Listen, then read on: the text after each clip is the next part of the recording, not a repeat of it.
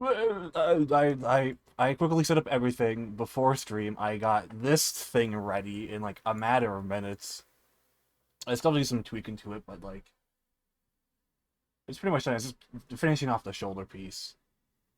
Oh, yeah, that's like about it. Yay! Follow, thank you. It's Haru. It is me. I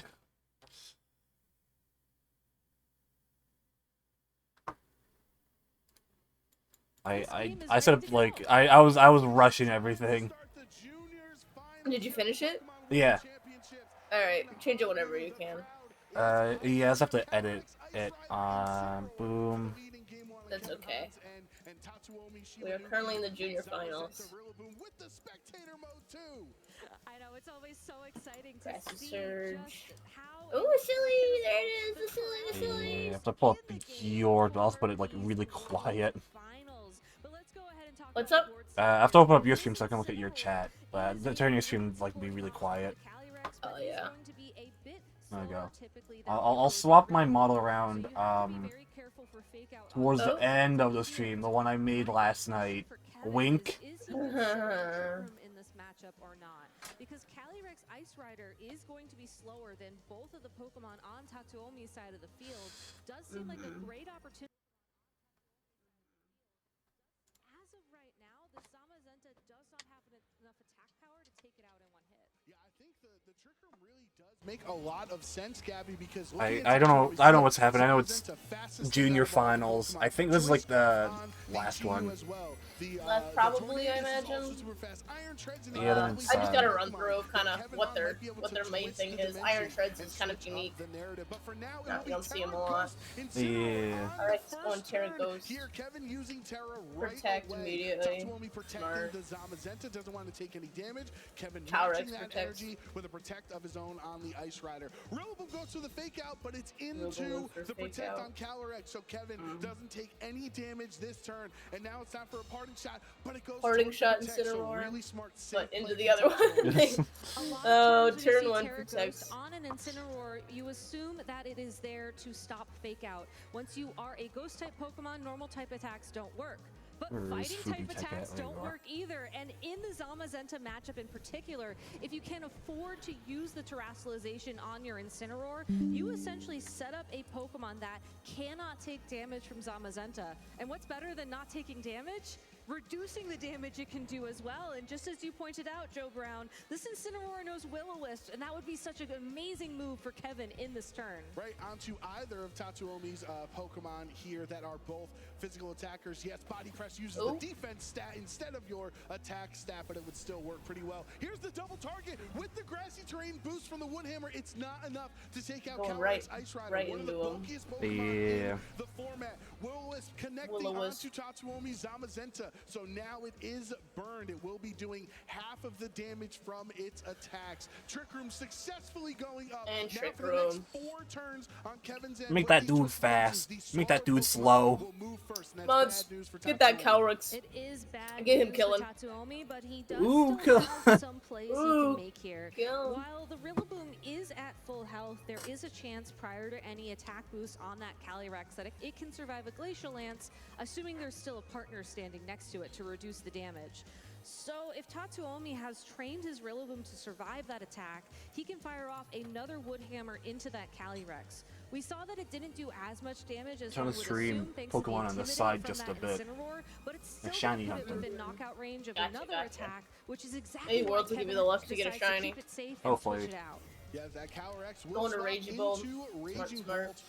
Raging Bolt seems really cool. Competitive Pokemon by storm over the last half year. Yeah, so this has been like nasty from like what I kind of know. Very offensive Pokemon. The wide guard from Zamazenta will be wasted since the Calyrex swapped off the field. Anyway, parting shot landing into this Rillaboom, lowering its attack and special attack by 1 stage. But of course, if it goes for the Woodhammer into this resisted Raging Bolt on the other end, it's still going to be a solid defensive spot for Kevin. It is, and it also gives him the opportunity to send that Calyrex right again out onto the field once the damage has been lowered even further. U-turn targeting down that Raging Bolt also means that Calyrex doesn't take any damage from that switch, essentially swapping spots. And also the so attack it and could special dodge the attack are U-turn. just gone. And now Tatsuomi's gonna have to reveal his third Pokemon in this That party game. in the shot was One basically of for those nothing. Pokemon in the back that are all generally speedy, say Just except got for Calyrex Raging for Bolt. free though, at least. The other three are pretty fast Pokemon that would not be. Are they gonna quickly kiss right under now? Trick Room. Oh, they're I gonna love when they kiss? zoom the Pokemon in really close. Yeah. Dude, they gonna kiss right now? Of Kevin in this Trick Room right now as he sends in the Iron Treads comes in. Joe, he brought it. Iron Treads is essentially anti-Maraudon. Joe, he brought it! Raging Bolt I are hope both so. electric Dragon types. You're immune to electric as a ground type, and you resist dragon as a steel type. So Tatsuomi doesn't care if it's going to be moving slower under Trick Room. He knows he's hardly going to take Right, I was any gonna shiny damage and from ball either the Glacial sword. Lance or a Draco Meteor.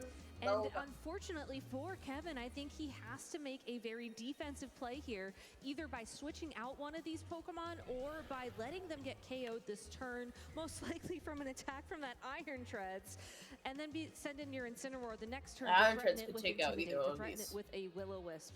It's a very unique Pokemon that I don't think he's Fuck, encountered throughout Earthquake his even. run here at the World Championships. So let's see how he's going to plan a strategy around the huge threat that it brings. And you have to wonder what Tatsuomi's strategy is on which Pokemon to terrestrialize here in Game 1. As Zamazenta's had some damage mitigation from the burn, might not be as valuable. You turn into a Dragon type, and you'll be very weak to both of Kevin's Pokemon. Alright, so Calyrex is maybe going for it's up Protect. to this Iron Tread Gotta keep him Shroom alive. later on in this Game 1 to terrestrialize. Oh, and change the both are going dynamic. for It will be Protect. just to protect, though, on Alright, Kevin's end, real as Protect. well as Iron Treads also quickly, uses so, Protect. if Zamazenta went for the Protect, it wouldn't What work. does But of course, Zamazenta do? goes for Body Press, not doing anything. Body press. Good information all around for these trainers. In addition, by double protecting there, Kevin ensures that he can target down And attacks Calyrex is into also that getting Iron Treads HP when it back. doesn't have Protect available to it. A little bit strange to be double protecting throughout your own Trick Room, but I think given the Pokemon on the field, more information is better. You can see how your opponent wants to use that Iron Treads, and then you can again Grass only adjust for to one the more game plan turn at too. hand.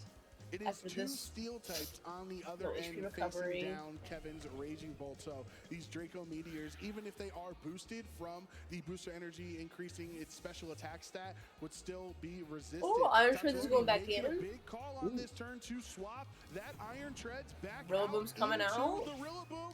High horsepower into the grass type. Calyrex Is now high resisted to power. a really smart call, but the Draco connects. It hits Rillaboom, hangs on Shit. in the red. Oh. The double target does not get the KO, and now Body Press will hit into the Calyrex, bringing it a little bit lower. Body Press doesn't There's quite one do more it, turn but of Trick still, Room remaining okay. now, and the Rillaboom has access to fake One more out Trick once Room. again to flinch either of the Pokemon on Kevin's side of the field. So even though Tatsuomi's own Zamazenta fell short of doing any significant damage that turn, Grass Trade is it is out. in such a prime position here. You can wide guard any attempts at Glacial Lance to deny Calyrex the Chilling Neigh boost from knocking out the Rillaboom. You can go ahead and target down another attack to either of the Pokemon on the opposing side of the field if Rillaboom opts to go for Fake Out. Tatsuomi is almost guaranteed to Yeah, make it Calyrex through is this scary Trick Room right now. relatively I unharmed. bet. Oh, Calyrex Calyrex is going well back in. this position, so a little bit worried about a fake out going into that. Incineroar's slot. coming And back now out. Incineroar with Ooh, the shiny. power of Ghost, it Yeah. would be immune to the fake out if that's And what Rillaboom Intimidate. wants to go for. But Tatsuomi had a really smart play. Another- The previous turn, Two. can Oh. he get another Oh, advantage double here on the switch. last turn of Trick Room? Kevin revealing Urshifu's coming out, baby. He's shown off all 4 Pokemon he brought in Game 1, and smartly does not click the fake out. U-turn Instead, doesn't do uses shit. that momentum to U-turn out. One strategy that has been popular in Pokemon for almost an eternity at this point is this idea that as long as you can keep switching your Pokemon in and out on the field, you can reposition, you can respond to whatever threats your opponent brings. And with the reveal I wish it was of a that Tomy outfit. Chi-Yu from Tatsuomi, there is so much damage potential from him on Oh, the yeah. field right now. Kevin is almost Oh, yeah, forced Chi-Yu's to scary. target down Oh, Trick Room that is Pokemon over. with his own Urshifu, because if you leave it unchecked, Urshifu? it can now do super Sorry. effective damage to the Urshifu. Incineroar and can also threaten No, I never say that. damage Like, onto my- the my opponent's goat. Black- Calyrex the Ice black Rider screen. with a fire attack. They're teasing black and white remakes. Right now, for Kevin, because Shut choice the card Zekrom is gift allowing before to everything, outspeed then Chi-Yu on the other end, who's Kalos. holding the choice Huh? specs item. So that would be one thing that definitely threatens Tatsuomi's Oh, Chi-Yu from getting trying to Incineroar click back. the attack this Yeah. turn. understandably. Will swap out. That Raging Bolt will take the field moves. once again, and we do get a Raging Bolt. terastallization. Oh, we're from tearing. Tatsuomi. It Is is it gonna be on the Chiyu? Chiyu It is. terastallizing into the ghost. It's going into Ghost. Going Ghost. It's going Ghost. A very spooky start to our Terra Ghost is just finals. good. You get immunities, even if it's Yeah. simple shit. Fake out immunity is No longer big. super effective, so these 3 critical hits are not going to be enough to Ooh. take out the Chiyu on this turn. Tatsuomi really playing smartly. But it got In good game damage, one. though. Body press follow-up into the Down to Urshifu, yellow. not enough. And a Dark Pulse now from that Chiyu into the Raging Bolt. Those are low and Almost execute. takes I it want out to do in them a that rate. single hit, Yeah, and that is that the outbreak. power of the combination of choice specs I want that and guy. the Beads of Ruin ability. It means your special attacks Oh yeah, do Chiyu so Choice Specs much Beads of Ruin is damage. nasty. Even though Chiyu locked into a single target attack, this Chiyu, if given the opportunity to attack, could easily KO the Urshifu or this Raging Bolt. Now, Kevin does have options to get around the Chiyu. The Urshifu is still naturally faster, and we did see that another Surging Strikes would be Yeah. enough to lock in that It KO. could take it But the out. Raging Bolt also has It would probably be access to smart a to try and priority take it attack out, in but Thunderclap. Yeah. So if Kevin At the assumes same the time, Chiyu will be attacking It's a again risk. this turn, you can it's a KO it risk first. that may not be worth that reward. Because there's other scary bitches in there. Hasn't even sent out Tornadoes. So now Kevin anticipating And he's also Normally they getting send out attacked. all 4 because you only have like 4 in a match. Always bring, they're taking back Chiyu. I believe that's the case. What is? Sorry. They can only use like 4 Pokemon per match. Every single turn, but the body press goes towards Raging Bolt for the knockout. He knew that The Raging Bolt is was out. target the Urshifu slot and gets rewarded KOing Raging Bolt. Even if Raging Bolt opted to Thunderclap that Zamazenta so it could attack before being knocked out, Zamazenta has so much health it wouldn't have mattered. Tatsuomi said this when we were talking to him before the game. He loves bulky Pokemon. He loves having the ability to stay on the field and take all of these hits. And even though this Zamazenta was weakened by an Intimidate, was weakened by a Burn, it is still doing enough damage thanks to the time it has to make a huge difference in his game plan.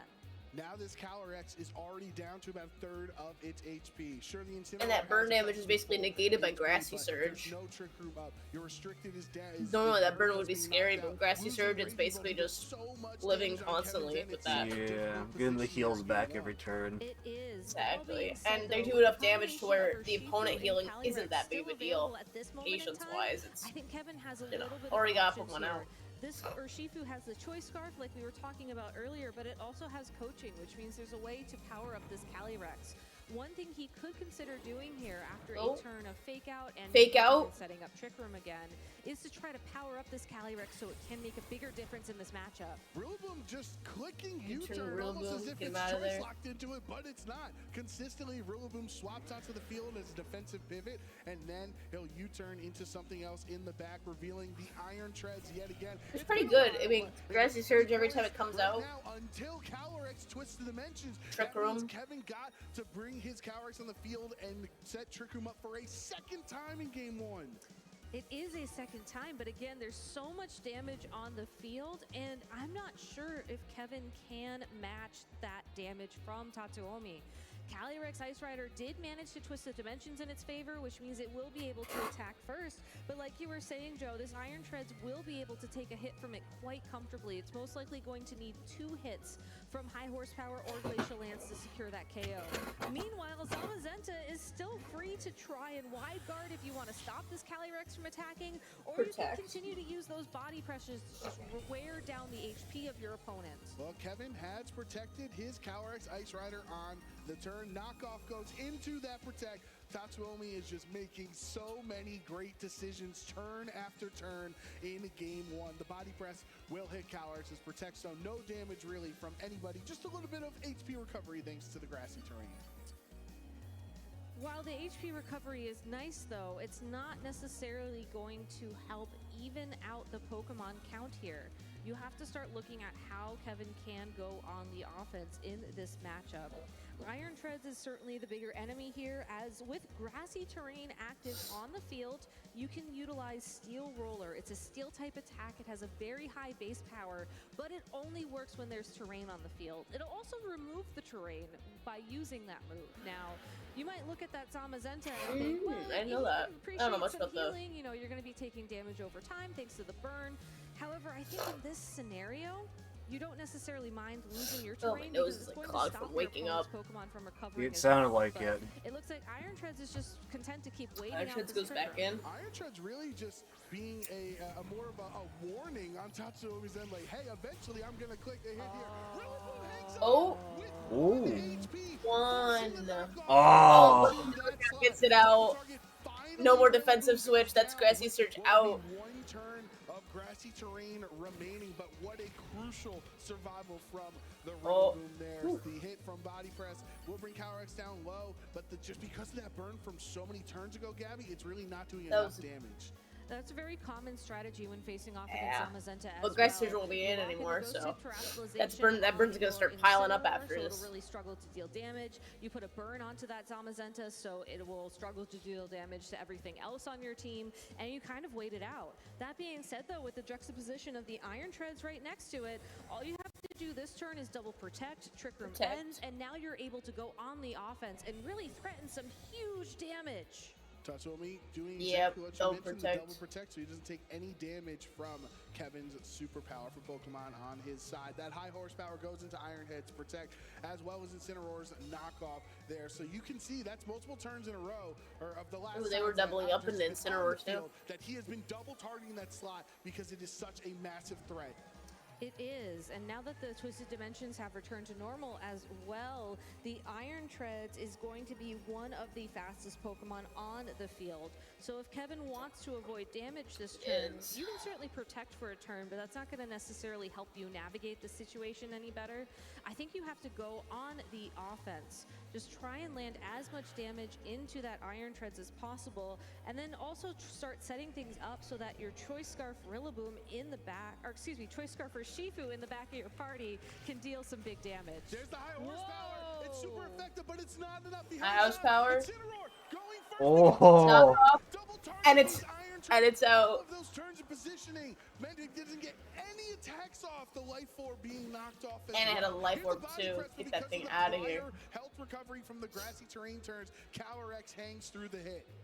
And now Trick Room has ended. Now Chi's coming out now. It's just the Zamazenta and the Chi-Yu standing on the field for Kevin.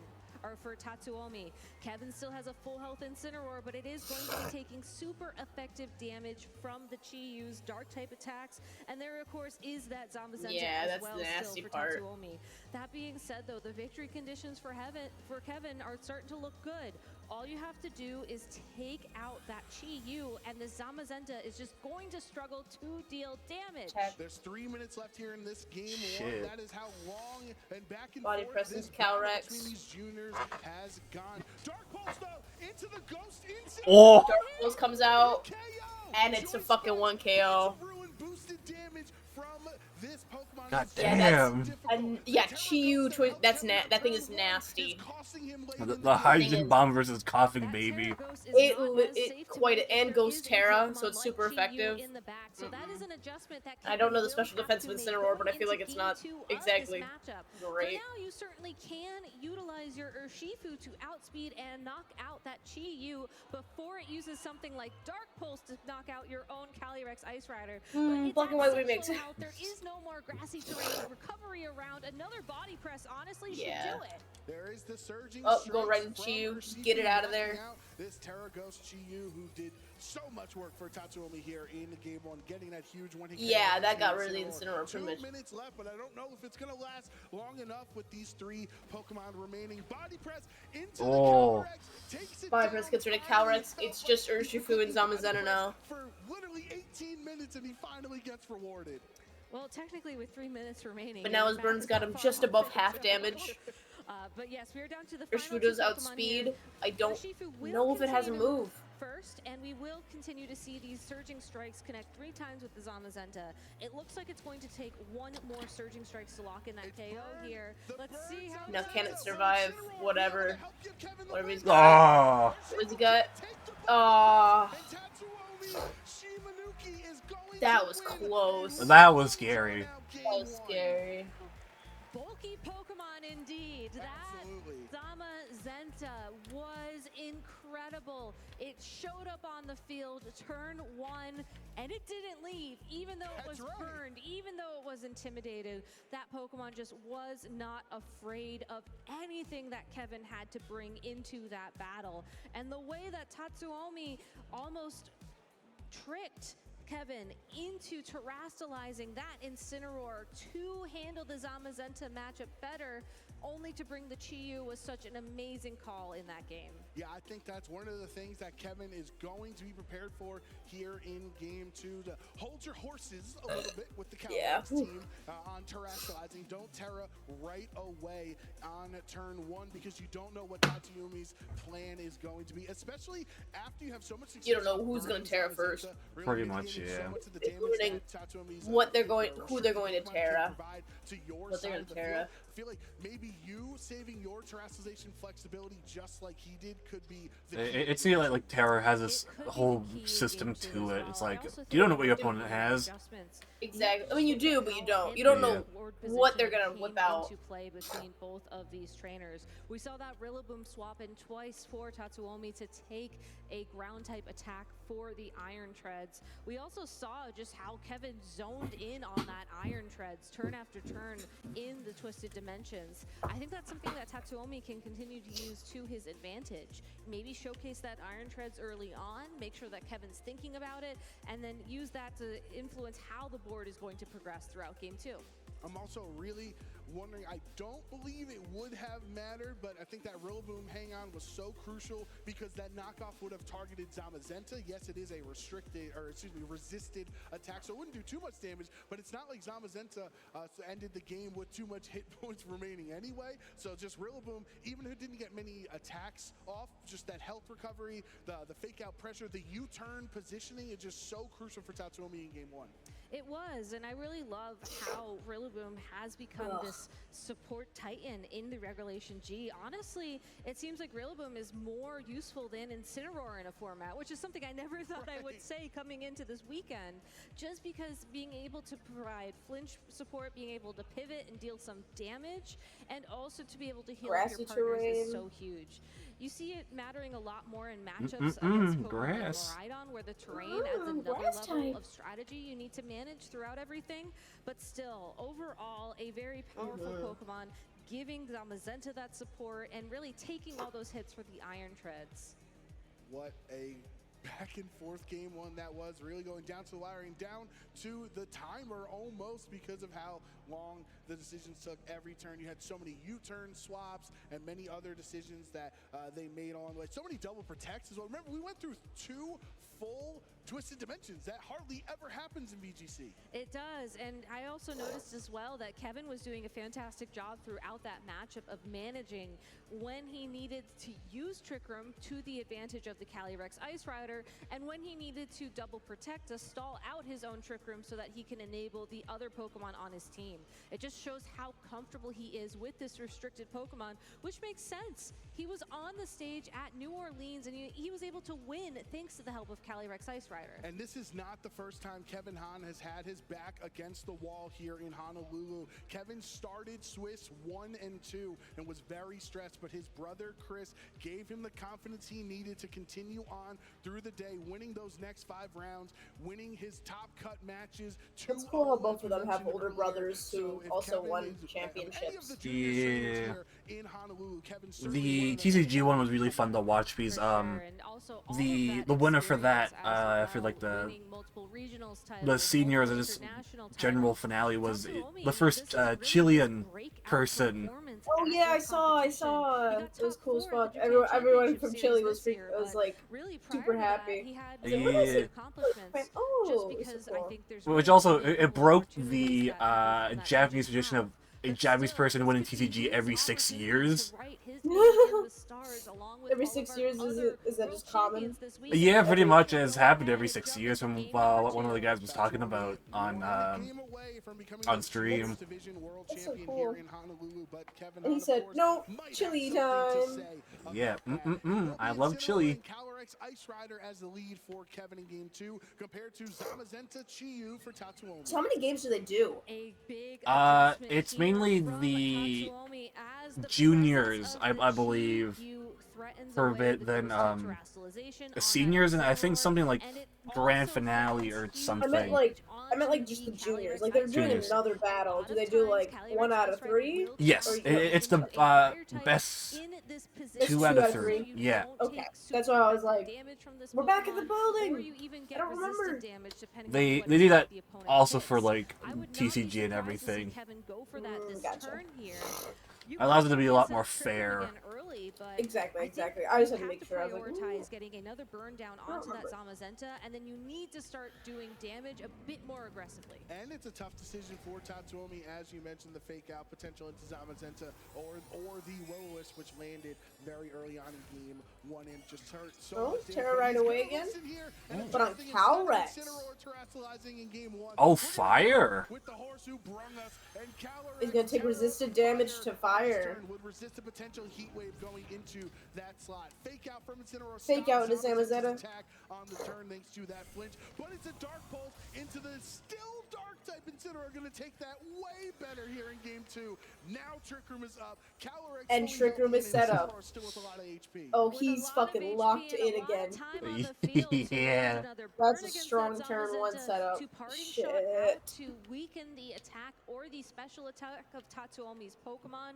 There are plenty of options that he did not have in the previous game. I'm kind of Thanks sad to that Sword and Fire-type Shield didn't really have terrestrialization, and again, just how its these Pokemon are time gonna struggle to do in damage as a result. Worlds. Yeah. Because they canceled the combo, so there was a case of like, I wish we got to see the funny avatars people had.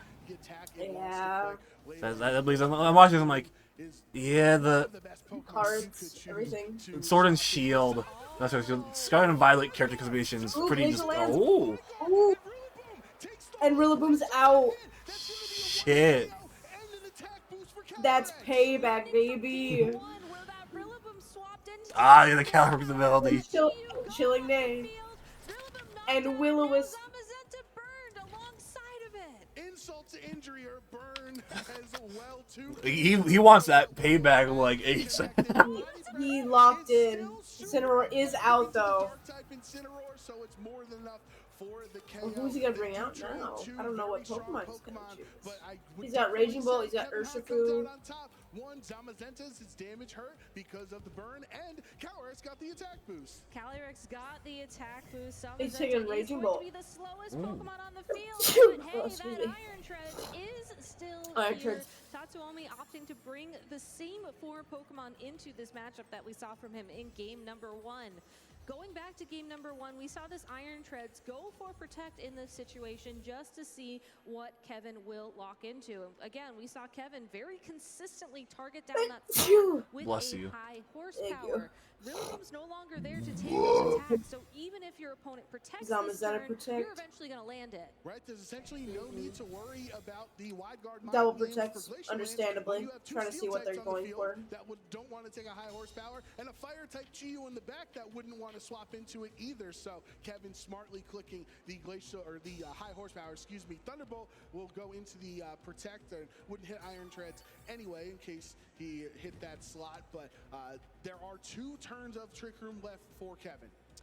There are 2 turns of Trick Room and 3 turns of Grassy Terrain, which means that Zamazenta will have a couple more turns to not necessarily keep that burn damage around. That all being said, though, Kevin is in the driver's seat for this matchup as he can go on the offense. One thing I do want to he's call out offensive here now. is the fact that getting that Glacial Lance to Oh. connect with that Rillaboom a couple turns ago It was was a so Terra. important for him because of the risk of wide Terra guard Iron. on that Oh. Zamazenta. It's Bug. Bug resists quite a bit. Resists fighting. The bug typing, one of the most underrepresented types in all of Pokemon, will help Because it's resisted. that high horsepower, resisting it. Oh, Oh, fucking crit! Oh, Fuck you, Art. Fuck that outfit. Yeah. Oh, crit at the best of times. It's gonna result in a KO. Zamazenta doing its best to get a little bit of damage. That was a good choice, though. Onto the opposing Calyrex Ice Rider. That was a smart with the Tatsuomi Bugterra resisting the the high horsepower, but alas, that crit. But Chiryu's come back in. Thanks to the choice specs item that it's holding and that Zamazenta. This is also going to be the final turn of Trick Room. So while this Calyrex Ice Rider still needs to click high horsepower to be safe, High horsepower, it is able to land it's that done. into Chiyu and pick up that KO. There's the one-hit KO into Chiyu, so it's Calyrex's second knockout of the game. Chilling day. Attack boost. And here's the booster energy, aided, I should say, Thunderbolt into Zamazenta. Half doing damage, over solid. Half. That's the other important thing from that turn before Gabby, is that the booster energy onto Raging Bolt's special attack meant that Thunderbolt does even more damage, meaning the critical hit is even stronger.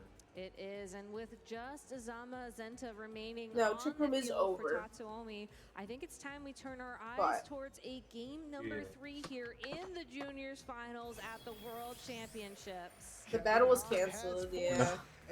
There's no way to win. He had another Pokemon in the back, we didn't even get to see it. That's good. Kevin, you locked the fuck in. Kevin said, alright, I'll learn. Those 4 Pokemon seem to be the core 4 to bring, but that turn 1 was just so great from Kevin. It was an incredible adjustment from Kevin, again recognizing that the Ghost-type Terastallization on that Incineroar was punished by the presence of the Chi-Yu. And when your opponent leads Chi-Yu and you know that it's there, that gives you all the confidence you need to lock in the Fire-type Terastallization on that Calyrex Ice Rider. That was also an amazing play from Kevin here, where he did go for Glacial Lance despite the presence of a wide guard on the Zamazenta, correctly predicting that his opponent wouldn't go for it. I love to see the emotion. I love to see the passion. These are the trainers that are the future of the competitive Pokemon circuit. Seeing how passionate they are now makes us so happy to see how much they're going to grow as trainers. This is one of the toughest matches they'll face in their short lives so far, but it's going to help them progress to even better players once they make it to the Masters Division. That being said, though, there's still only one battle separating both of these trainers from the title of Junior World Champion, and we spent a little bit there talking about how Kevin adjusted his game plan between games 1 and 2. Yeah, I love the sets they make for Worlds. Potentially adjust his game plan going into this game number 3. I'm excited to see what next year's is held at. Canada. Finally. Pure Cold Dango. Do they tell you at the end of this world? Or Yes. We learned last year is going to be in Hawaii this year. Yeah, I remember. I was like, they don't tell it. They tell us tonight, don't they? Yeah, during the closing ceremony. Yeah. Make that switch and then go ahead and turn that against. I love the EVs. Yeah, I think Tatsuomi is in a really tough spot mentally. Let's not say for the Pokemon. Obviously, there's so many difficult. I got about really cute EV charms, acrylic charms earlier today. I saw some of them things you bought, the stickers and the. Yeah, I have to send you the charms later. I was like, let me check these out. I didn't realize they had the shiny ones on the flip side of it. It's like one side was normal, one was the shiny. Yeah. I looked at the worst one possible. I looked at Flareon and went, oh, that's neat. Then I didn't even realize it was shiny. Oh no. Until I was talking to Wiggly about this, like, oh yeah, this is what I did this morning type of thing. The shiny. I looked at their Etsy they had, which is how I learned they had the shiny version. So I'm like, oh shit. Oh shit. I can like order them, and I mean also in the city here, so it's gonna be like quick and cheap. Yeah, it's just concept of like, oh shit. Yeah, I have my Mudkip keychain I got years ago that has shiny on the opposite side. Mudkip Boba is really silly. While we know that Chi-Yu can Terastallize to survive the hit from the Urshifu, that is a big commitment for Tatsuomi to make in turn 1 of game 3 here. If he has that Iron Tread still in the back of his party, he might want to save Terastallization for that bug type.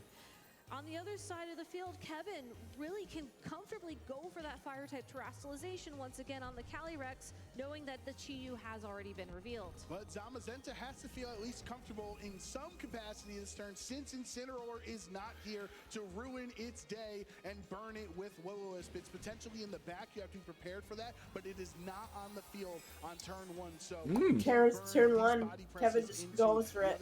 Kevin Hunt terrestrializing Urshifu.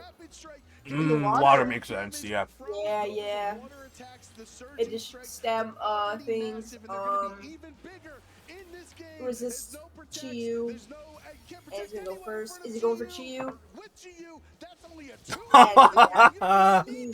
Get that thing out of here. A huge momentum shift for Kevin as he's able to secure a knockout on the first move of the first turn of this game 3. And there's the body press. That does some pretty solid damage into your Shifu. Definitely cannot take another one. Here's the Glacial Lance that is ineffective thanks to Zamazenta's steel typing. So you do lose your Chi-Yu, but you do get a lot of damage onto your Shifu, and Trick Room is not set up. And you also cover for the potential Rillaboom switch in that turn. Instead, Chi-Yu was just knocked out, which means we do get the Rillaboom here now. Urshifu, very threatened by this Pokemon. It is more than within a Grassy Glide knockout range. So, if Kevin wants to save that Urshifu for later on in this game, again, to put more I'm kicking my feet while watching. This is fun. I know. Has shown us time and time I'm again, like, I'm fully leaning back, like hand on my chin. you have to switch Yes. Without Chi-Yu, I was that was TCG earlier. I was like, ooh. Yeah, TCG's like probably harder to keep up on probably because all the cards, but still really fun. Sorry, wake up earlier. Oh no, it's whatever. Into the choice scarf, surging strikes. It would take a tough spot, but instead he's gonna use surging. I woke up from my nap and it was potentially this rapid strike Pokemon is not long for the rest I woke up, went on the walk to the place nearby that my brother had his thing set up and the whole thing. I was like, I don't buy him something. Silly. Walked back up and went, I'm tired. Urshifu, it's done its job. It's lowered Zamazenta down. So Urshifu has put in so much work in game 3, but it's the so who's gonna bring it next? The real question is, did Calyrex go for the stomping tantrum into Zamazenta? We'll have to wait just a little bit longer to get that information, but we do get the reveal of Tatsuomi's final Pokemon, and once again, it is the Iron Treads taking the field. It's Trick Room instead of the attack. So now on the second turn of the game, Kevin is able to twist those dimensions, and you have a free switch into either the Incineroar or whatever the fourth Pokemon in the back will be for Kevin. I love this. I thought he was gonna say whatever the fuck he wants. One thing that whatever the fuck he wants. The camera freaking out. Please. Dude, even the camera's hyped. Calyrex Ice Rider with both an attack from that Zamazenta and a Wood Hammer from that Rillaboom to get very close, if not knock it out outright. But because we saw Kevin commit to that Trick Room, recognizing that he might lose a Pokemon that turn, as long as Trick Room is there for a Raging Bolt, or a Raging Bolt can come in while the Urshifu is still around, that is still a very favorable board position for him, as the Calyrex will still be able to attack first, and the Raging Bolt should underspeed the Zamazenta as well.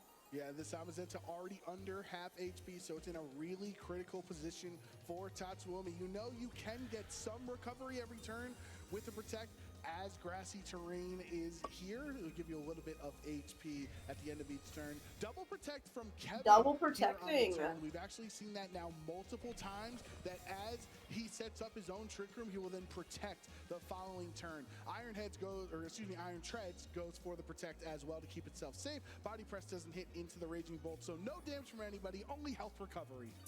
And Kevin, again, anticipating the Protect on that Iron Treads to ensure that Zamazenta can't find a knockout in this turn. Now you can fairly safely target into the Iron Treads with your Pokemon. You do still have to worry about a Wide Guard, and you do have to worry about the Rillaboom switching in for that Iron Treads as well. So there's a bit of a mind game here as to what attack Kevin uses with that Calyrex. But still, none of these Pokemon are necessarily BCG's so many mind games. Do I know what you're going to switch into?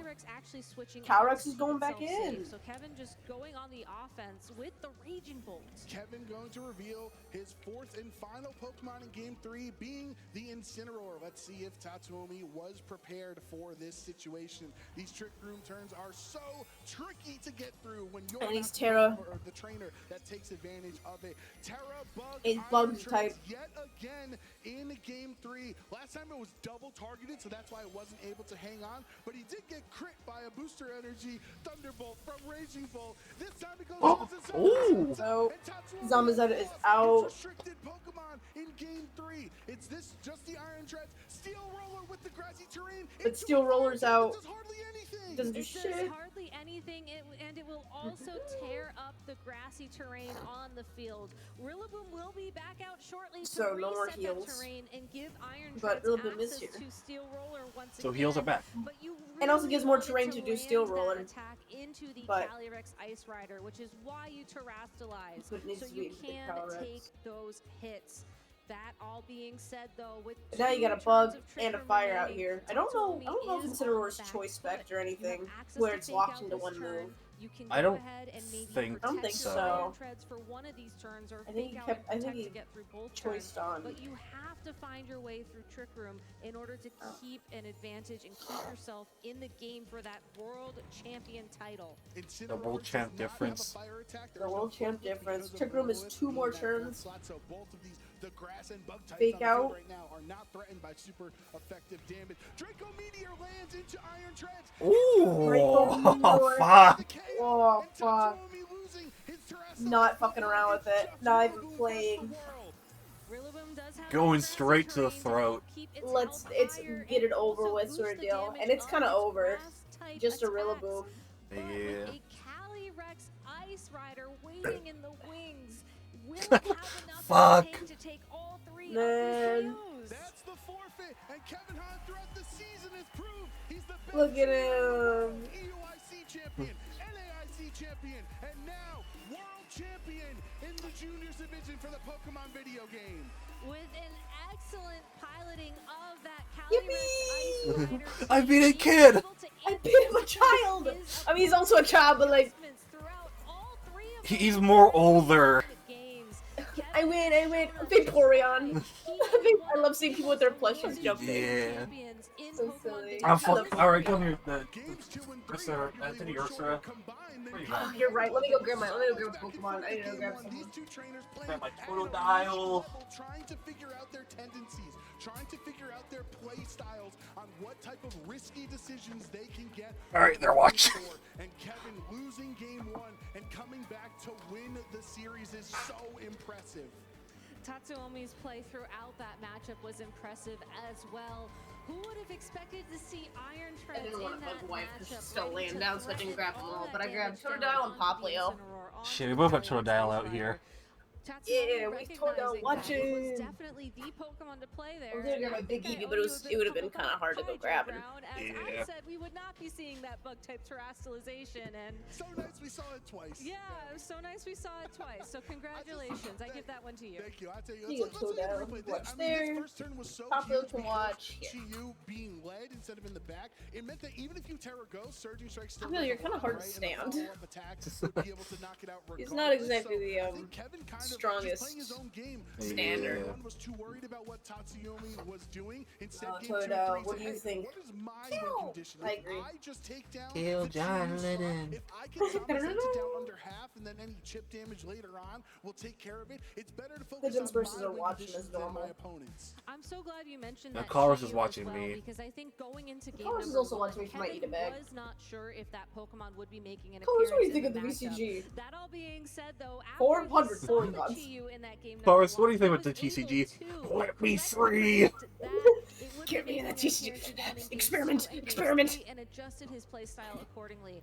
Lost I was able box. to eyeball the calculation Lost a little bit there, but it zone. looked like that Lost Terra water zone. terastallization No. on Urshifu would have Akira, guaranteed the knockout, Akira. even if we did see Ding. that ghost type terastallization. Right. So a great attitude. Ah, yeah, this is the Exactly. last It's one of the those top kind of 8. pin situations we Oh, talk no, this about is the in last of the VGC at the finals, high level finals. that, Yeah, for effectively, juniors. It's a positive outcome no Yeah. matter what, right? Okay, It so was it's like like- we saw in game 2, Gabby. Okay, that 2 turn where games, Rillaboom 4 slipped in. games, Well, and then against, or either gets knocked out from 4 the against, Lands, 2 or he against. doesn't Okay. swap the rule. I had to remember, like, trying to. I haven't really sat and watched. Either way, but Yeah. So it's nice to know, like, what's gonna come up. Takes his first loss of the end. Kevin Hahn also taking his first loss to Top Cut in the finals. And that's all you can ask Where's for Wolfie? in the finals, right? As a Top audience, 32. You want it to be close. You want it to be very exciting. Top and you want to 32. see That's not just the why world either champ of these trainers difference. could Come leave on, here Lesbian as the Blick. world champion, and that's exactly what we saw from Kevin Hahn and Tatsuomi Shimanuki as well. Yeah, I think Emergency Kevin has alert? so Crazy. happy with these Pokemon. I know. A severe I think flooding. Raging Bolt, It has picked been up the thunderstorming pretty trifecta bad, of but the- dang, It okay. has. I believe Raging Bolt was on all 3 of the championships that Kevin had at the international level this season. So it's fun. We can go for all over the world. Essentially, you go to Europe from your favorite Pokemon and win. Shit gonna be Go going to crazy. New Orleans with the family, pick up a title, head over to Honolulu and become world champion. It's gotta be a great. World champ? I think so. I think so. World And champ I also difference? love to see trainers I've iterate looked on at the same team throughout the season. Stream. I Oh, know that fuck. UIC Get him was out obviously of in a different Wolfie. regulation, so it's not like The a world champ direct difference. comparison, but just Hi, seeing Wolfie. people utilize the same tools and the same Pokemon time. Yeah, I'm like, I should also, I've replaced Pro Jared for my thing for Wolfie. Thank God. Like a muscle memory when you're in these tough matchups and you're trying to figure out the best path forward. You know what's So, muscle memory for picking me? a restricted Dunsparce. Pokemon that you like, picking a That's muscle memory for special me? that you like for us, that's Trick Room. I think that's so Great question. important in building your skills. Good question. to I'm just become a scheduling world my champion. interview. All right, well, Anna is ready Oh. on the stage with our junior world champion. So let's get an interview. Anna, take it away. I am here with your I champion, could've- Kevin Hahn. Not tomorrow, but Tuesday. Kevin, Yeah, I day guess one Tuesday didn't go so well for at you, but you were able to keep 3 it p.m. calm and collected and move on into those games Tuesday 2 at and 3. 3 and come out victorious. How did you do that? Tuesday at 3. So I calmed myself down, and in the time between the matches, I thought about what my opponent would do. Now, in the World Championships, I feel like if you go with the same plan twice, it's not gonna work. So I figured they'd change up their lead to Chiyu Zamazenta. So after I saw that it was Chiyu Zamazenta and I let Calyrex Incineroar, I thought about what they would do. Now, they don't want to, like, so after I got Trick Room up with my Fake Out in Trick Room, I thought about it and I said, they're not gonna stay in with their Chiyu because I can easily double up to it and knock it out. They'll probably bring in the Rillaboom. So I clicked Glacial Lands and it worked. Sure did. Great thinking. Now, I know that you've done a lot of training with some very special people, especially in your family. Tell us about your training for this event. So I prepped a lot. I first tried to find out what my team was, and I figured that out in like 3 or 4 weeks. It was really tough, but I managed to do it. And then after that, I started preparing the matchups, which I did for the remainder. And then I worked with my coaches, Kylan Van Severin, Justin Tang, Justin Karras, and especially my brother Chris. He's the one who helped me through this tournament the most. And I know that he's helped you through many tournaments. You have been NEIC champion, EUIC champion, now you're world champion. What are you gonna do next? Go for senior internationals, I guess. Sounds like a good plan. Is there anyone you want to say hi to or Universe thank you to that you haven't champion. listed already? I want to thank my Mousehold Discord friends, my school friends, and my The family. Discord Thank you so friends. much. Congratulations again, Aw. Kevin. Let's hear it one more time for your junior world champion. And don't go anywhere because we have lots more in store for you going into the senior division. Casters, back to you. Thank you so much. One world champion. All right, I got crowned for my- the video I got a game job stage. Two scheduled. more to go. Goddamn. Cannot wait to get Yeah, started individual with the scheduled seniors division for of our working in a competition. kitchen at Sierra Five Guys, Dawn, where Lee Cat Provost. works too. What a Or Cat like works match in the to be mall there. kicking off the video game. Incredible way for us That to on start Tuesday. Championship Sunday for the video game, and it's Five Guys only gonna moment. get better I from could go for here. some Five Guys. That is saying I've never been. something I have not eaten at Five Guys, so I'm glad that I'm working at one, so that I'll get sick of it probably. 100%. Possibly. Of course, we have to make Yeah, sure we you get will. our Yeah. stage. Certified While like we get that cook ready, of we like have years some that giveaways I get for sick of you. often. Not like First off, enough. we're talking about world champion Pokemon, Sylveon! and this Sylveon was Yeah, one I of need to get last the year. other And the special ones, opportunity to or grab it in-game anime now. ones they So have this out could be too for very the good in the codes. upcoming regulation. Yeah, make sure you Yeah, that's jump true. I have my into your Switch, computer actually. Violet Violet and use the I don't code have my online, though. Worlds, and you'll be able to grab that Sylveon until the 19th of August. Great one for the upcoming regulation that we've been seeing all weekend. Sierra after the World Championships. And I'm so intrigued about Sleep Talk. It doesn't have anything to set up with. Yeah, just a great Pokemon. I wonder what it's... So, good stuff there. And of course, if you play both of the games, or even if you're watching the but more Petron so play illustration. the TCG, Yeah. have the opportunity to get a special illustration. Kantaro's art, runs it's always so in good. game. Make sure to grab Oh, it it's while you yummers. can. Outburst It's Worlds yummers. 24. It's Yeah, yummers. make sure to grab I this should one while you get can. that code in snotty. soon. Ugh. And a great addition Yeah, to the Outburst collection Worlds once 24. again. Now we're getting into the seniors. I hope I can get side of things. the Elite Trainer We've box had when it juniors, releases, like, now in a we can couple take an days. overview of the senior Yeah. bracket, see where trainers have Senior come top from that 8. top 8 stage. One thing that we always Luke talk about Ray? with junior competitors is Luke this Carroll? is the future of Pokemon. But Charlie these are Kim? the individuals that sooner rather than later we're going to get to see in that Masters division. And so being able to, especially when we're looking at Luke's case, end it off with a win like this would be absolutely fantastic. 2-0s all across the bracket for both of our competitors. Yeah, Sleep Talk was Ray, from definitely a last very year's worthy tournament, I opponent here. Yeah, believe. very dominant display from top 8 right the way to the finals. Luke is coming into this final with a 12-0 record. Hasn't dropped a single set this entire tournament, which is just incredible. Ray, on the other hand, 10-2 record, which is understandable. You know, a brilliant record. You're at the World Championships, the highest caliber of players, and these both have very interesting teams as well. But the route that they've had to take to get here, just a very tough one. Testament to both of our trainers. Yeah, the competition is nothing but fierce once we get into the World Championships, and one match away for both of these to determine who is going to be the next World Champion up.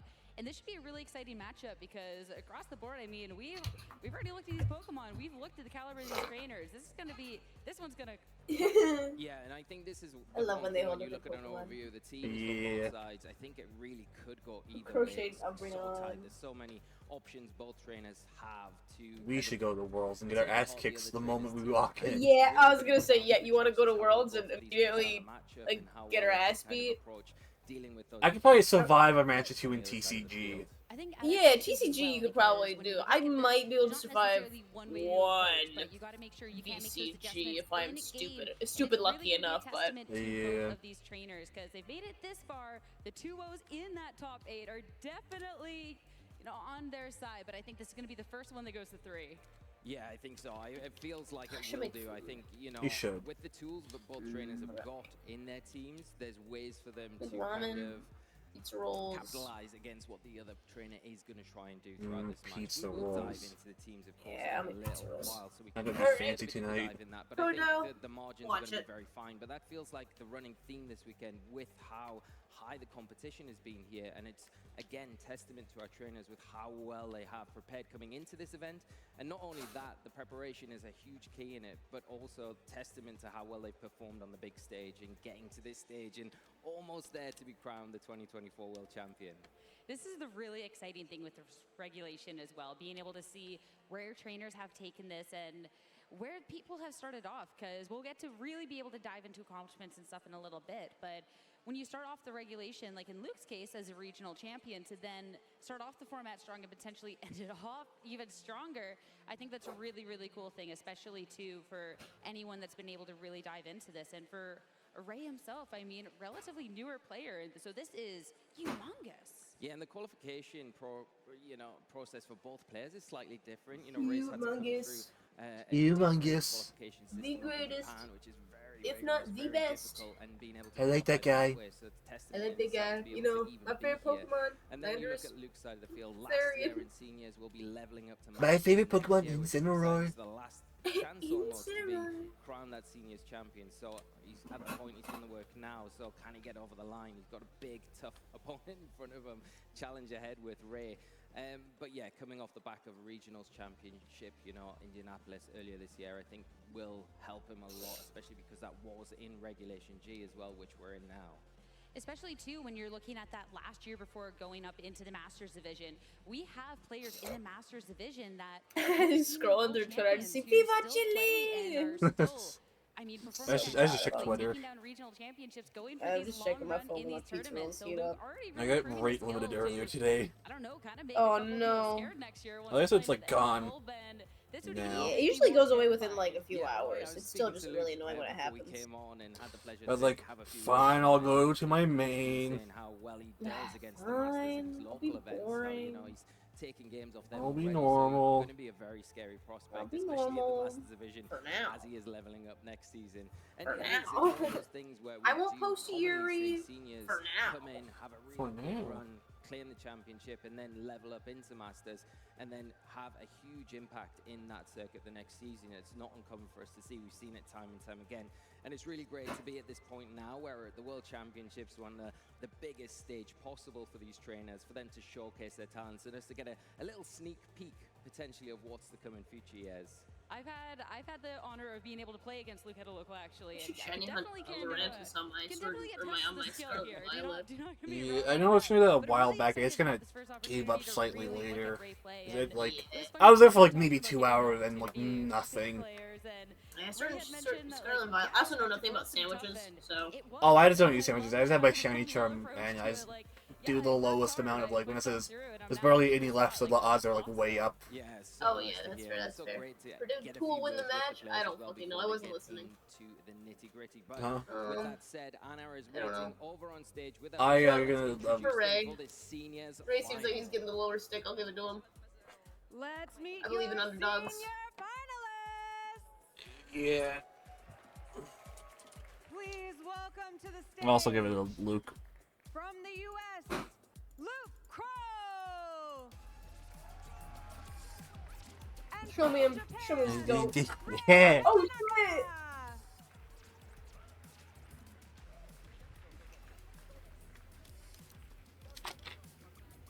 Ray's dead. You really looped that raise. He Luke Ray? Oh shit. Strolling in. No plushie though. I'm not feeling it. No Thank you confidence. both for joining us. We can't wait to watch you play. He's too Just boastful. one question before we start.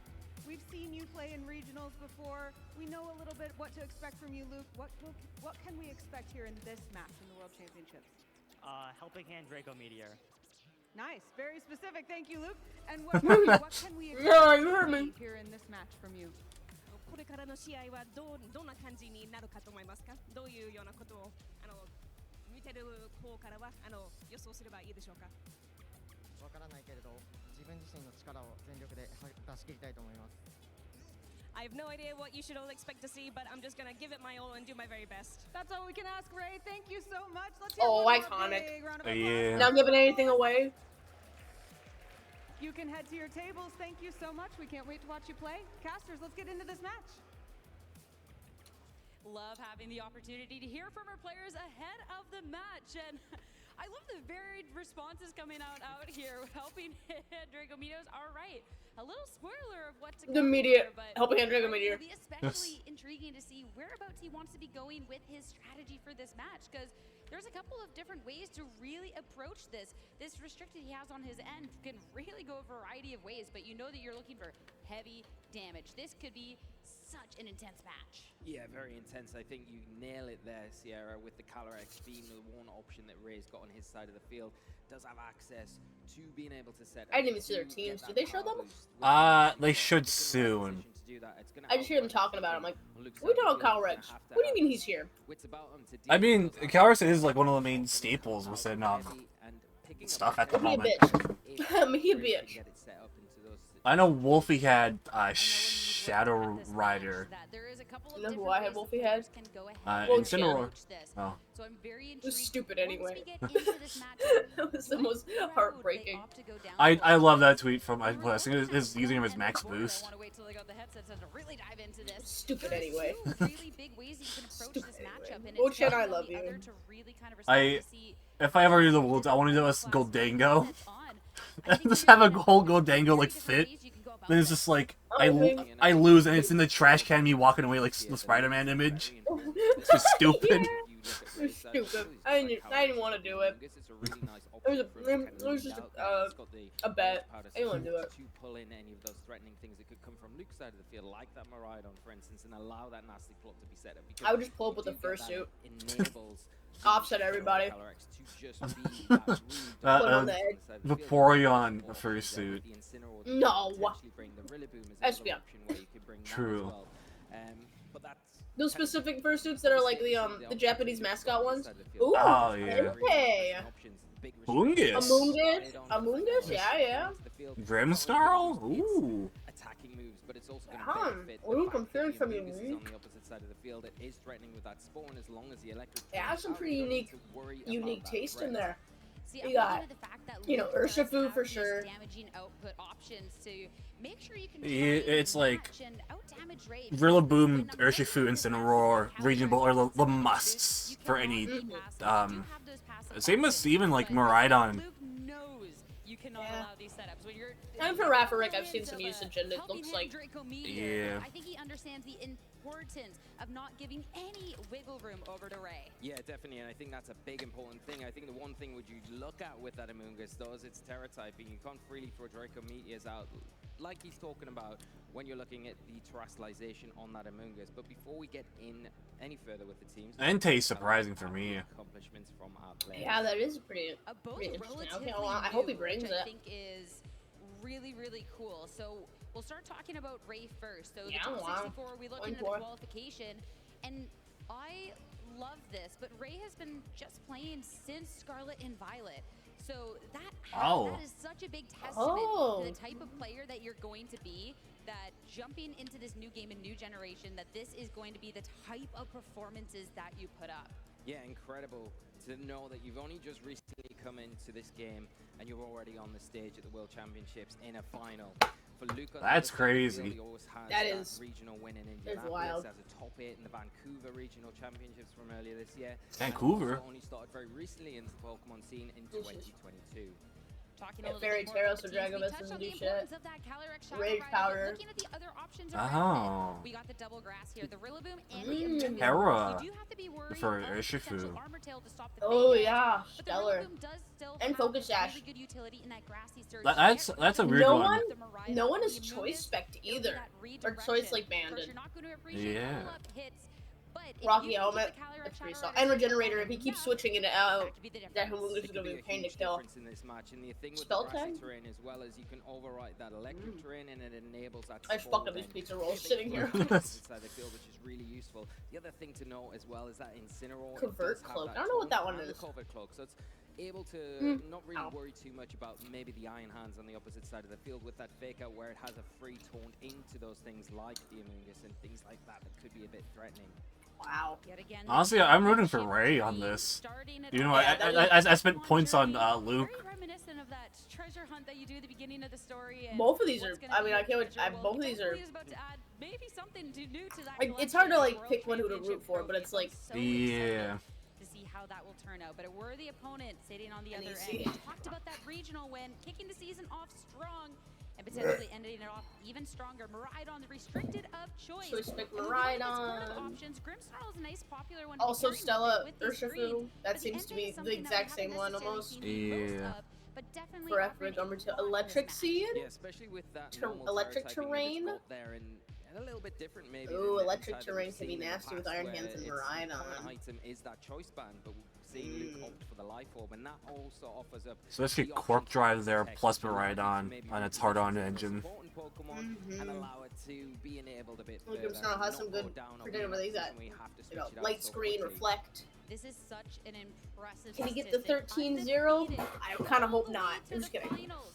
Now it's gonna be the That's most insane though. important match Undefeated at all. Yeah. Say that one more time. Family in the crowd supporting. Nice journey out, but this is gonna be so exciting. I cannot wait. Either side of the table, a Oh, very so much not worthy you. champion.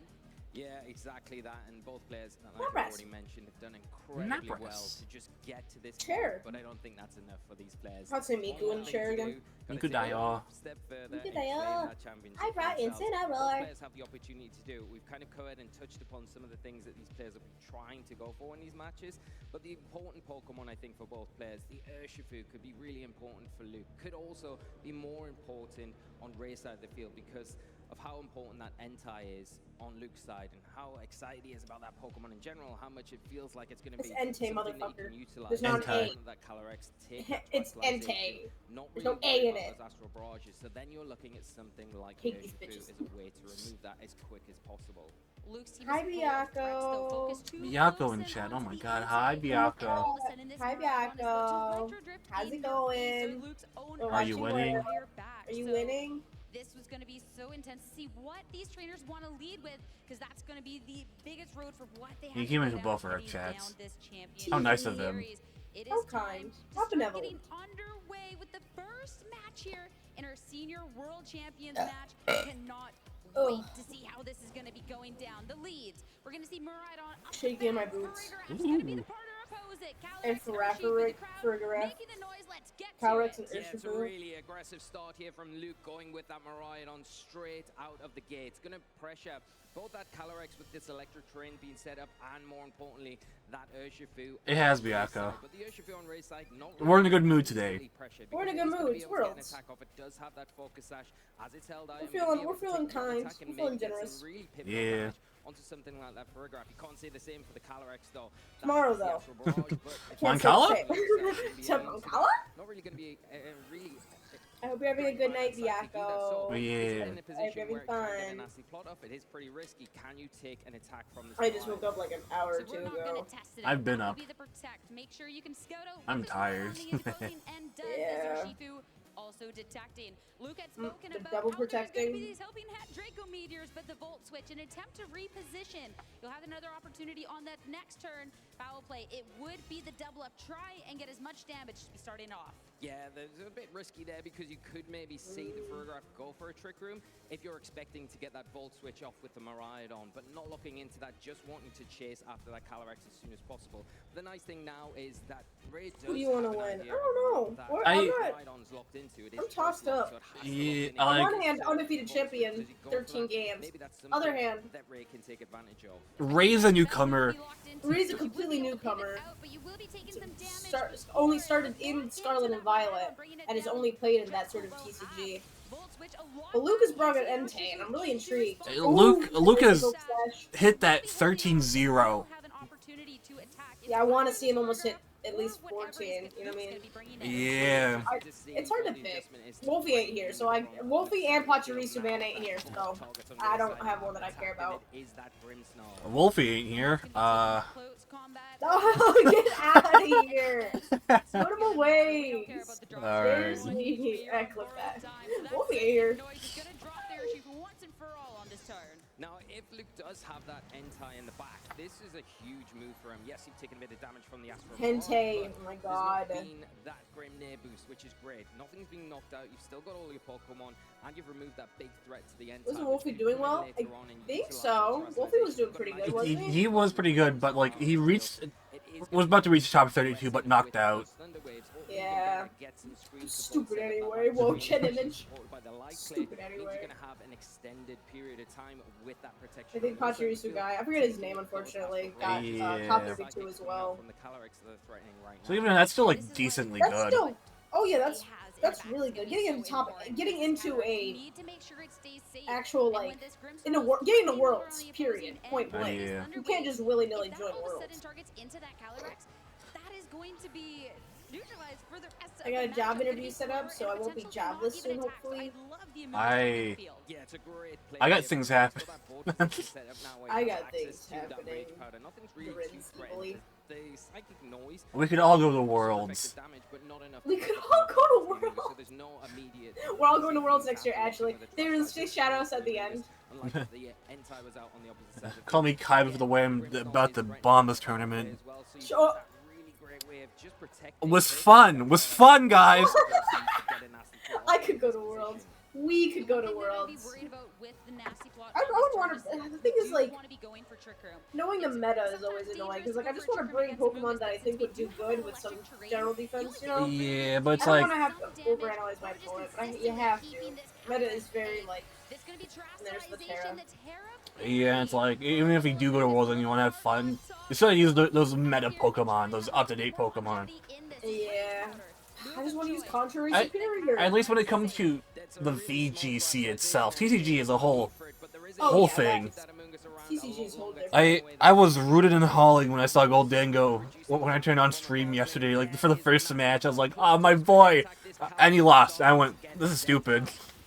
Stupid anyway. Stupid anyway. I don't care. Psychic Noise, but this Calyrex is about to dish out a World of Hurt reminder. That Vergraph is going to be fine up against it, but you'll be doing a lot into that Grimmsnarl, picking up the KO and anything that's swapping in. And you do have another move as well. You can't just be firing off with Psychics as well. No, that's the thing. You can't. I would like to do like Worlds at some point. Yeah, that'd be cool. If he ever goes to Canada, I feel like maybe. Yeah. It's close enough for me to visit. I mean, it really depends on where in Canada itself, especially. Yeah, I would imagine like I think the closest I could do like Quebec or Ontario area. Yeah, it's like if we did have a Worlds here, it'd be Toronto or British Columbia, Vancouver. Yeah. Coming on out, eliminating it. You do not And have there's to worry Grimmsnarl. about the Thunder Waves from here on out. And the Farigiraf, sure, it's not taking any damage, but this Calyrex now is at a +3 and constantly threaten the partner Pokemon. So perfect time for the Trick Room to make sure that horse is moving last. Yeah, the Trick Room being sent up is really in one way a nice thing for the Amoonguss, right? Because it's so Entei! There's the great friend. Because the electric train's still active on the field. I want to see what this is. I want to see Yeah. The with Entei this. coming onto the field for Luke, going to be very threatening to this Amoonguss, especially the double up from that Farigiraf. And both of these Pokemon will move first. The big risk here is if Ray decides to go for a Rage Powder, there is a chance of the fully paralysis from that Thunder Wave. So if you can't get the Rage Powder off, then your Calyrex is sitting a little bit open, especially with a Life Orb boosted Entei that can go for that Terastallization into the normal type now and have that immunity from those really threatening Astral Barrages. And that is not there's no way around that risk with the Amoonguss. With the paralysis, you go for it, and it's not going to do anything. It cannot. It's paralyzed, full para. Safe on this turn, but maybe the punish won't be there. Entei, the protect for that first turn. Oh, and that's so unfortunate. Calyrex Get with the away protect. it slightly there because of the Entei. Just going for that protect. The Psychic Noise coming out into the Amoonguss. Going to be able to take that a little bit better, but that's the sort of risk that you're taking at this point. The Calyrex going for the protect there. Cannot go for it again. You've got to hope if you go for the same play this time around, the Entei doesn't go for that Terastallization, and also that you don't get paralyzed. It was a no harm, no foul on the turn. I think it was just a double protect to try and get through that first turn of Trick Room, but a real testament of how this can really just go downhill from here on out. If the Calyrex had it protected and the Luke did want to go on the offensive, that could have been absolutely massive. So you know from Ray, that must be a little nerve-wracking from here on out, because you've seen the potential for where this can go wrong. Yeah, and I think if you've got one, you think that's it out Locked the way now. in. So hopefully Amoonguss can get through the rest of this game and provide a little bit extra support. Now you will see the Electric Terrain has gone off the field now, but we're not keeping the Amoonguss on the field. We're going to let it just go back, use that regenerate ability now that the noise is kind of worn off, and the Raging Bolt enter the field. It's going to be Terastallization for Oh, Luke here Terran. in game one, and that Entei that we talked about, the importance of it. Here's the Terastallization into the normal type. So the Calyrex with these +3 special attack, if it wants to keep firing off Astral Barrages, it's not going to do anything. And the Helping Hand, Helping we are Hand. looking to go on the offensive. Can it be the MVP? Not just defensive Terastallization, Extreme but speed. offensive Oh, as well. stab. Extreme speed into the Raging Bolt, dropping a lot of damage. Yeah, and the big thing is the Psychic here into that Entei, and is it enough at +3? It is enough, taking down that huge fuck, it is. Pokemon for Luke. Shit. Yeah, You fuck. needed this damage. You needed to stick around. But Being this Calyrex being non-choice spec really gives you more another boost, variety. but I think it's too late. And now No +4. amount of slowing down from Luke. You do have this Miraidon, but this Calyrex hasn't been touched. It's sitting at this +4, and sure, maybe The Calyrex fucking nasty. Oh yeah, I hate that horse. I love that horse. That's the thing, it is one foul play from the Ferg. I like the little guy on the horse. Yeah. Depends how the Calyrex Shadow Rider has been trained, so it's at least going to be able Giraffe to get off. one Astral Barrage. The Miraidon in a pin position as well. It's slower. It's going to have to take an Astral Barrage. Can it take a +4? Probably not. the Psychic Noise into the Raging Bolt, not even going for it if you was trained wrong. But I think at the World Championships, the Calyrex will be all the right stats. Dragon Balls into the Miraidon, super effective, super critical hit. It will drop, and now the Farigiraf, last Pokemon standing, and it's not going to be able to get it done. No, and the Trick Room's still in effect, so No. the Calyrex, the last thing to actually attack this turn. The Miraidon not got enough in the tank to be able to take that Raging Bolt attack. Farigiraf against the And another Pokemon in the back. Or no, sorry. Well, yeah, there's still another guy in the back. Mungus is still there, so. Yeah. One is just not happening. 100%. We talked about the importance of this Calyrex Shadow Rider and not allowing it to get set up. This is going to be great to know the amount of damage. Oh, he's still going for it though. Here on out. Yeah. Foul play, but of course not dropping I it. appreciate Still that. plenty in the tank. Good, but second Raging Bolt. That was the self KO. Self-worth it, I think, taking it down and then closed up with this Calyrex. It's been so phenomenal through this first game and closing it out for Ray here as he takes an early lead in this Alright. Well, now we see what that Entei's up to. Yeah. That's even intriguing. in that trick room, even in those twisted dimensions, great I'm like checking my support Switch to see my options. Pokemon. And there is no way that Luke could get to that Calyrex Shadow Rider in the first place. So now you really have to reevaluate. A couple of maybe passive options being brought. And yes, you got the paralysis on the Mungus. Yes, you're trying to set up. You have this Frigoraph to stop any priority, get the trick room. But at the same time, we're still looking at a game of you need to out-damage your opponent at some points. And we really weren't seeing that there. And we got into the latter stages of that game, and you quite rightly pointed out that Calyrex is still not taking any damage. Just testament to how useful that Amoonguss is. Yes, it had that one turn where it was fully paralyzed, but kind of fortunate that you got around that because the Entei also was protecting that turn just to kind of get through those trick room turns. So really fortunate that nothing really came of that because that could have been quite punishing if you'd seen a Sacred Fire and maybe a Psychic Noise into that Amoonguss that turn to remove it a little bit earlier on in this match.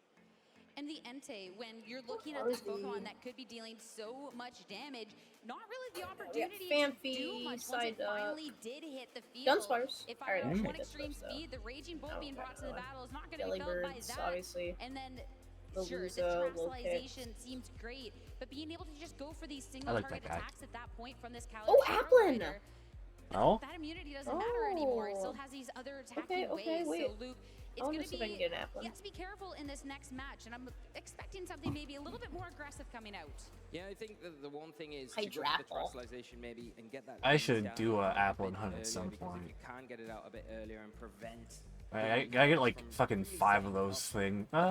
If you for living decks, you would need, 5 of them. 6. 6. Because you need Dipplin, Hydrapple, the other 2, and then Applin itself. Oh no, wait. Yeah. No, you're right. 5. 2, 2, 1. Yeah, you're right. I'm sorry. I don't know why It's that's okay. 6. I wasn't counting my fingers. The secret 6 option. The secret 6th option. Just a normal Applin, not shiny at all. Can be quite useful in those situations. Either. The Applin hit the Twin Tower. Got to make sure that you have that electric terrain up throughout. If the Mr. Mungus President, is get gonna be down! Something that Ray is really concentrating on, leaning on to help support that Calyrex. And the big thing is here, do we see maybe a little bit of a change up from our trainers? Do we maybe see the relevant shiny command Tizarina this look like, I time wonder? around from Ray's side? Because that would be the thing. It's that a funky allows the color Mungus from what I to remember, get like a very funky much combination of pressure colors. things on the defensive field and Yeah. not Oh, these be apples are so one thing that you tiny. just say, Yeah. redirect and maybe Jesus, protect here and there. I know they are, you know what I mean? But just I didn't like put one and one together. Fantastic job of going through that trick room mode. I mean, you're taking the KOs and you won the game in, but that extra security could be that difference between world champion or not.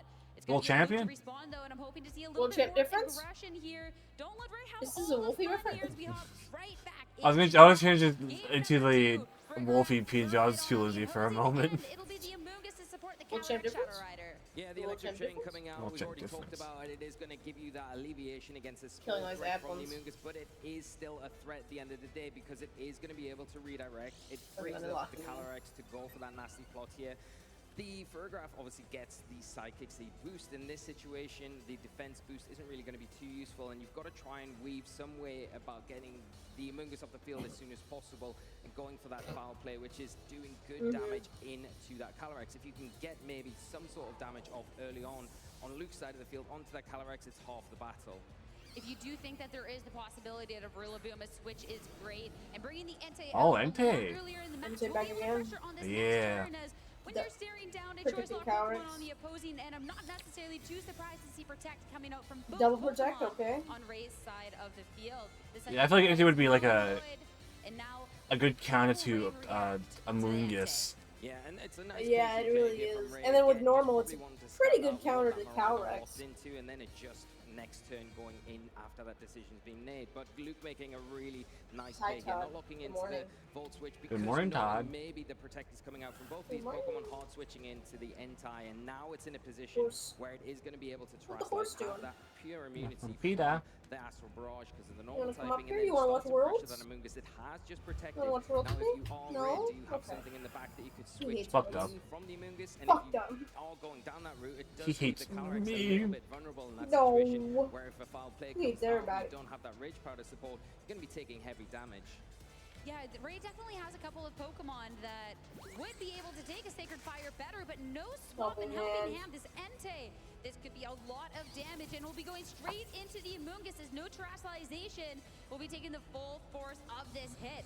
Calyrex wants to make Nasty sure plot. once we get past this turn, he'll have that +2 to the special nasty offense to plot. really be able to hit on that go button as Sacred Fire, it will connect, and Ooh. Amoonguss will go down. Calyrex Shadow Rider Sacred Fire, losing get its that out of here. Yeah, and that's a big turn here for Luke, removing that key support option here from Ray's side of the field. But the thing is, it's done its job almost. It's allowed that Calyrex to at least get a nasty plot up. Now sitting on +2 special attack, going to be able to threaten Luke's side of the field. But there is terrestrialization active Yeah, on now both sides of the it's field. +2 Now, now. the one Pokemon that you would say from Ray's end is perfect against that Entei is the Urshifu. It is going to come in, and it is going to threaten with those surging strikes, do super effective damage. Even if it terrestrializes, you can just lock in with the close combat there, and you've got the Unseen Fist ability, so you don't even need to worry about the Protect. You can remove that Pokemon quite happily. And when Entei is the attacking threat on this turn, and well, slower than this Calyrex Shadow Rider, I mean, the Calyrex can just start firing off attacks, and the Farigiraf, I mean, we saw how much the foul play did, but at the same time, it's not really threatening too fast into this Urshifu, especially since it does have this Focus Sash. Yeah, and the one thing you would say is that Ray does have access to that terrestrialization, not using on the Amoonguss here, could go for it onto the Calyrex and get rid of that foul play threat. Instead, it's going to be the Stellar Terrestrialization onto this Urshifu. We're not worried about Oh, shit. We are making get that sure stab. the damage output we have is what we Stellar need. is anything Not gets the only stabbed, essentially. terrestrialization on this turn, It's though. Luke, twice this is time the to stab. make sure your Pokemon can Oh, make it wow. on through. But it's a one-time case. Yeah, it's going to boost that foul play even further, but it is going to be weak now to that close combat. Has Ray kind of scouted that out and maybe covered that slot? Gazin, then the Calyrex might be in a little bit of trouble. Extreme Speed coming out into that Urshifu. That's going to be breaking the sash, but the importance of the terrestrialization. Sure, you can be hit by the Astral Barrage, but not by the Psychic doesn't no hit it. damage in. But the Surging Strike's firing off. But how well will the Farigiraf take it? Because it's going to be able to hold on to start firing Oh. off. Come on, Farigiraf. It does survive. Oh, so close. Oh, Into the fuck. Calyrex, taking that immunity to the Psychic. Here's a foul play. It's into the Calyrex. And will it be enough? Of course it'll be enough. Huge knockout for Luke to take a step One further hit and KO. clawing back his Shit. match. This Calyrex Shadow Fuck Rider that that was Calyrex. so problematic in the first game of the set is now gone. And two Pokemon It not no remaining more. for Ray. We The fucking learned our adjustment, lesson. The Rillaboom coming on out. But Luke in so much more of a commanding position the last time around thanks to this aggression and the Farigiraf that we talked about how little damage it can do and proving us wrong. Huge terrestrialization. Yes, so surprising and Yeah, a really great you leave one that little because guy you do alone. expect it Go onto for that it, Ref, Entei. You go. think, okay, get the immunity from that Astral Barrage, but no, Luke pulling the Master Stroke there and really catching Ray off guard. Still got a number of Pokemon he can utilize. The Grimmsnarl going to enter the field and really give a little bit more alleviation because there is that threat now from that Stellar Terrestrialized Urshifu on Ray's side. The Surging Strikes, though, less damage because we've already used up the boost from that one, as Rillaboom is just going to be dealing that last little amount of damage into the Farigiraf to finally drop it down. At this point, it has done what it needs to do, and Luke can freely bring something out onto the field to support this Grimmsnarl, which in this case can also try and make sure you outspeed and start going for these Thunder Waves. Yeah, and that's the thing. The Thunder Wave going to be really useful here. The screens, you've got to reflect if you need to, but the big important Pokemon that you want to bring out onto the field right now is going to be that Miraidon, overwriting the terrain, winning that terrain battle, and now you are instantly pressuring that Urshifu. The Rillaboom can resist, and it does have the Assault Vest, so it will be able to take those attacks a little bit better, but not considering it. Locked in cancellation, tied up. We are going to game 3. What a change of pace coming out from Luke in this match. Outpaced in the first and really pressing on the pedal. And from the get-go, being able to be in such a better position with this Entei, and then all of a sudden having this backup damage threat of this Farigiraf was absolutely fantastic. And being able to catch off on that turn, the survival past that Psychic thanks to that immunity and fire off with a boosted foul play was absolutely everything. Yeah, the Sacred Fire here, as you're saying, getting rid of that Immungus like early on in this match was really key. You thought things didn't look too good though when the Urshifu came in. It went for that stellar terrestrialization and it was really threatening that Entei. But the surprise there, the support Pokemon all the way through, they've just been chipping things down. Was the one to terrestrialize, getting rid, surprise KO onto that Calyrex. Maybe Ray got a little bit complacent in that little part of the match. I mean, that's not going to be a mistake that's made again. No. That is absolutely for sure an adjustment being made, but just a little late at that point. Everyone gathered up here now. We got a game 3 for everyone here for our senior championship final. And so back in I like how like even Junior was also tied. Yeah, it's really tough to call because you look at Ray's side. If he gets that, if you're in Worlds, you know, it's more utility out of the Amoongus. Intense and stressful. Yeah, I can't imagine the pressure. The Amoongus was able to support for a lot longer, where it kind of got taken down really quickly without really much return in that second game, and that was the key. That's what Luke really needs to do, I think. Getting rid of that Amoongus, getting rid of the Urshifu as soon as possible allows the Entei and then the Miraidon to kind of really have that big impactful force on his side of the field, but also at the same time you can't get carried away. You've got to keep that Calyrex in check. You've got a perfect Pokemon to do that though with the Farigiraf, you know? It comes onto the field, it gets that electricity boost, so when those physical threats like the Urshifu come in later on, it's not really so worried about that, especially with the Rillaboom as well. There are 2 physical threats that were at the end of that game too, but that Psychic Seed really helping out, just let it have that longevity a little bit more that we might sometimes forget about because it's activated so early on, and Luke keeps it on the field that entire time. For these trainers, one about to make history, one match away from becoming the world champion here in Honolulu in the seniors division.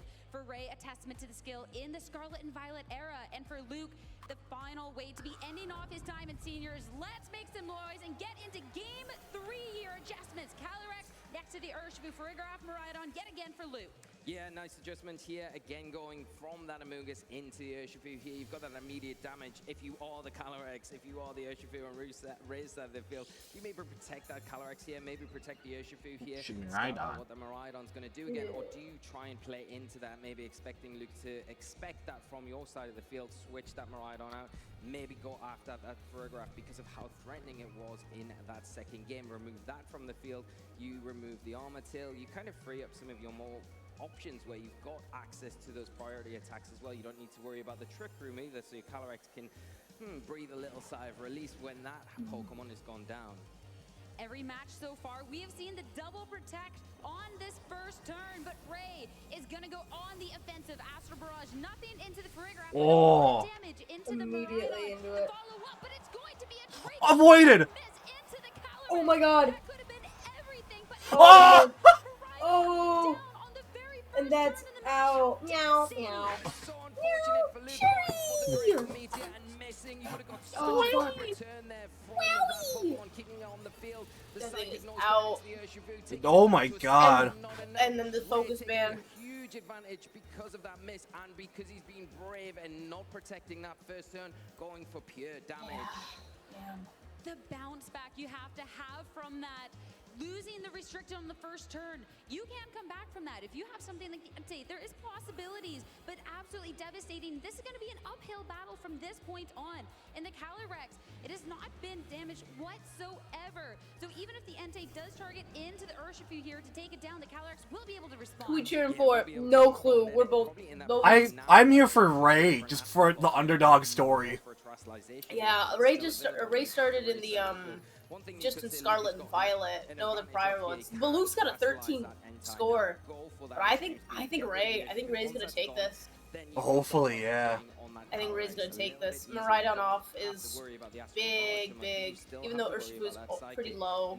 Urshifu's pretty low, but we also have Calyrex here. True. They might come back with their own Urshifu though.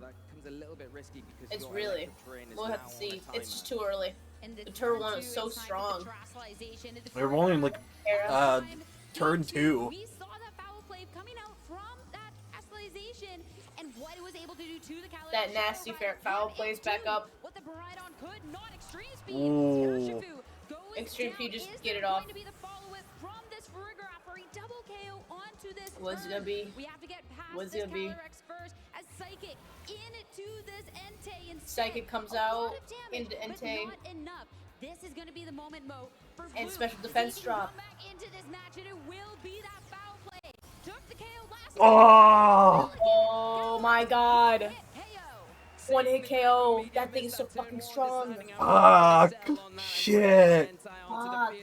2 turns in and both Pokemon out. That's insane. Can he come back? Oh, maybe. Maybe. It's about focusing on that Entei first. Yeah. Among Us out now is like... That's his death sentence. Doing what the restricted could not, and now Ray down to final 2 Pokemon. It's the support, and it is the Raging Bolt. The Raging Bolt, since it's been introduced in the format, has definitely been a force to be reckoned with. And this one does have the potential for that damage with that Life Orb. Can it do enough, though? It doesn't have access to that priority, thanks to that Frigoraph. So it has to go slow but steady to take these KOs. Yeah, the thing is, you really want to utilize that Thunderclap in this situation, but with that Frigoraph on the field with the Armor Tail, that is blocked until that Pokemon exits. The Amoonguss as well is going to be heavily threatened from that Entei now with the Sacred Fire. It's going to do a lot of damage into that Pokemon, but maybe scouting out a protect. Oh, it's going to protect. Entei going for a protect. Keeping that thing alive. Amoonguss as well, not wanting to take attack. Amoonguss also goes for protect. Entei, so it's going to be the other 2 to act on this turn. So it's the Giraffe off. Ooh. Oh, good damage. Good damage. Oh, it went to the Amoonguss! They're getting some damage onto the Frigoraph as soon as possible, prioritizing getting rid of that Pokemon. gripping my hair. I haven't stopped playing my game. I gotta like lock in. I put it on the boxes. I was like, no, I can't shiny hunt right now. No, I don't have time to shiny hunt for the applets. I'm gripping my toes right now. Stop. I am too. On Luke's side of the field. Notable, there is still terrestrialization for Ray, so when the terrestrialization? Ooh. We're gonna be able to see the sparkles come out onto the match. Bring it in. Oh, fairy. Wanting to make sure that this Amoonguss can stick around as long as possible into that fairy type. Trying to make sure if his fire comes out, it's gonna be helping out, but helping hand. Can we get the damage here? Rage Powder, the Amoonguss is... You got Rage Powder. To the Raging Bolt. You need to keep this Pokemon safe, but is this going to be enough? You drop the weakness, and you're gonna take this hit. But it does survive though. Oh, it gets the burn. To do for this one turn because maybe that is enough. But all you need to survive. It just needed to survive. That's it. And then Entei is out. And that's just a fucking forever rig. A little bit longer. Alright, we got these 2 Pokemon, the Burnt Little Mushroom, on a little bit of borrowed time as we get into the ending of this game number 1. Luke, this will be the Grimmsnarl once well trained as down to his final 2 as well on this full health. Yeah, the Amoonguss now in a good position to just go for another one of those Rage Powders. Can the Raging Bolt get rid of this Frigoraph on Luke's side of the field? And then it becomes pretty much a one-on-one situation. You've got the more offensive power on Rage Powder side. So it's all for Luke to do here. Rage Powder coming out as a light screen is set up. Trying to make sure that you can out-damage your opponent, not take too much as Thunderbolt into the Frigoraph, more than enough. Frigoraph is out. Yeah. Oh my god. With the sportive one, and the only move of choice being this light screen up now. Luke have enough. Thunderbolt's not gonna do as much damage. So if Grimmsnarl can hit back as hard. Yeah. They need that physical. Here. But the big thing is the electric terrain is now disappearing. Electricity is off the battlefield though. To those spores. If the Amoonguss can get one of those off, maybe you take a chance to just protect the Raging Bolt one turn. Scout out that the foul play is going into that slot. Utilize the Amoonguss, go for the spore, but we're not going to have it. Instead, the forfeit's locked in, and with that, Ray... Forfeit! Oh, Ray, yeah! Ray! Yes! Underhanded underdog. The underdog story. The underdog story. What happened? Luke forfeit. Those last Pokemon. He only had Grimmsnarl left. Yeah. Ray got it. Absolutely incredible awesome. What a story. What a fucking... I can't believe he started just in Scarlet and Violet. That's Yeah. so cool. That's insane. Actually, up against a 13-0.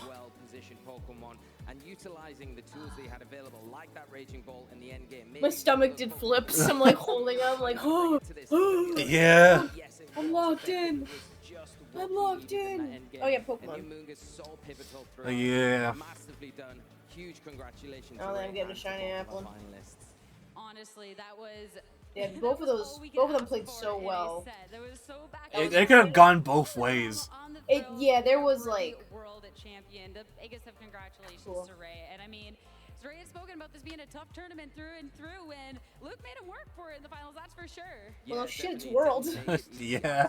Never felt so invested. Yeah, me neither. This is like the first time I've actually sat and watched Worlds, and it's just, now that I've gotten like a hand into competitive Pokemon knowledge, it's just so fun to actually like learn. Yeah, I was engrossed with TCG. I was like the minute I had popped open when I was like just doing things.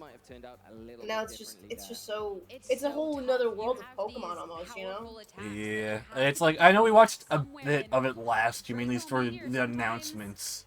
Yeah, it was more just announcements for us. Maybe if we had even seen the aggression from the Frigoraph and the opposing slot on the first turn, but that's such a hard call because at the same time, if you're running these not so accurate moves, you can't just looks Ray out. Maybe it won't hit, so I got to cover. Because you still need to take care of the Urshifu in that spot as well. So that is so tough. Absolutely heartbreaking for Luke. But for Ray to be able to bring this to a 3-game and win in this endgame was just phenomenal. Oh, Smirgle Outbreak. Smirgle Outbreak. Oh, a Mystery Outbreak too. Wait, I gotta go see what that one is. I did Smirgle Outbreak and that's 7 of them. Damn. One for the decks and 6 for my team. 6 for my friends. I'm not giving them away. They're my friends. My I gotta friends. see what this mystery one is. 3 here in our bracket, and so worthy. These two were both so deserving, and what a way for this. Oh, Finneon, I don't give a fuck. Truly speechless. I like Finneon. I don't know me around, but water Pokemon are just hard to lead up. Absolutely fantastic, and seeing the adjustments from each game to next as Ray caught a little off guard by the aggression from Luke in Game 2, and then Game 3 being able to match it, to be able to close it out was just, wow. Yeah, it was very well done, and I think that's the thing where Luke was quite comfortable in that situation, saying, "Okay, I just need to get another one. What the fuck? Where I'm almost getting a false sense of security in a lot of ways, where the Frigoraph, it's do I get noise onto the Amoonguss Milcery? but I'm not going to lock in with this file plays just yet. Yeah. Maybe choose well, here and there to try they're slightly hard to see when it comes to the shiny. It's in the ice, and also like I don't really look for them. I mean, I can send my Pokemon to fight them, and they won't fight shinies, sort of deal. Yeah. I'm not keeping an eye out really. In that situation because really not faltering, kind of sticking to the game plan, utilizing the perfect tools for the job to get over the line with that Calyrex, taking the opportunity. Oh fuck! This Canadian Wolfie clicking the server now. Oh shit! Canadian Wolfie. Shit. Shit, I'm sorry. It's over for you. Maybe if the Intai goes for that Trustalization, then somebody I can't leave the server now. So I made a dark, fucked up version of Wolfie Click. Just a glimpse into my evil mind. I love the meme so much. It's so fucking funny. I'm here with your world champion, Ray. I am happy I made Schmiggle Click like last night, or like yesterday, just on a whim. I'm like, oh fuck it, why not? Yeah, I want to hear his announcement. 世界大会に向けていろいろと準備してきたと思うんですけども、まさか世界チャンピオンになれると思いましたか？全くそんなことは考えていませんでした。とても嬉しいです。I had no idea that I would be the world champion. I didn't think I'd be able to do that at all, but I'm really happy that I did. We're so proud of you as well, and you are upholding an amazing tradition. He's just stunned. He's just been on. He's just like, oh fuck. Representing Japan as a world champion. 日本選手の代表として勝てたっていうことですごい嬉しいと感じてますか？はい、とても本当に嬉しいです。Yeah, I'm so happy I was able to win as a representative of Japan. And is there anyone here cheering for you or watching online that you want to say hello or thank you to? 今見てるご家族とか友達とか今応援してくれてる人に挨拶とかメッセージありますか？ああ、そうだな。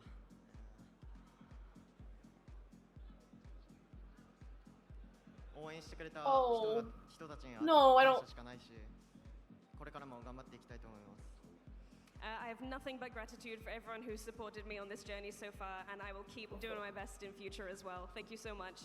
Thank you so much for an amazing match. Congratulations one more time for your world champion.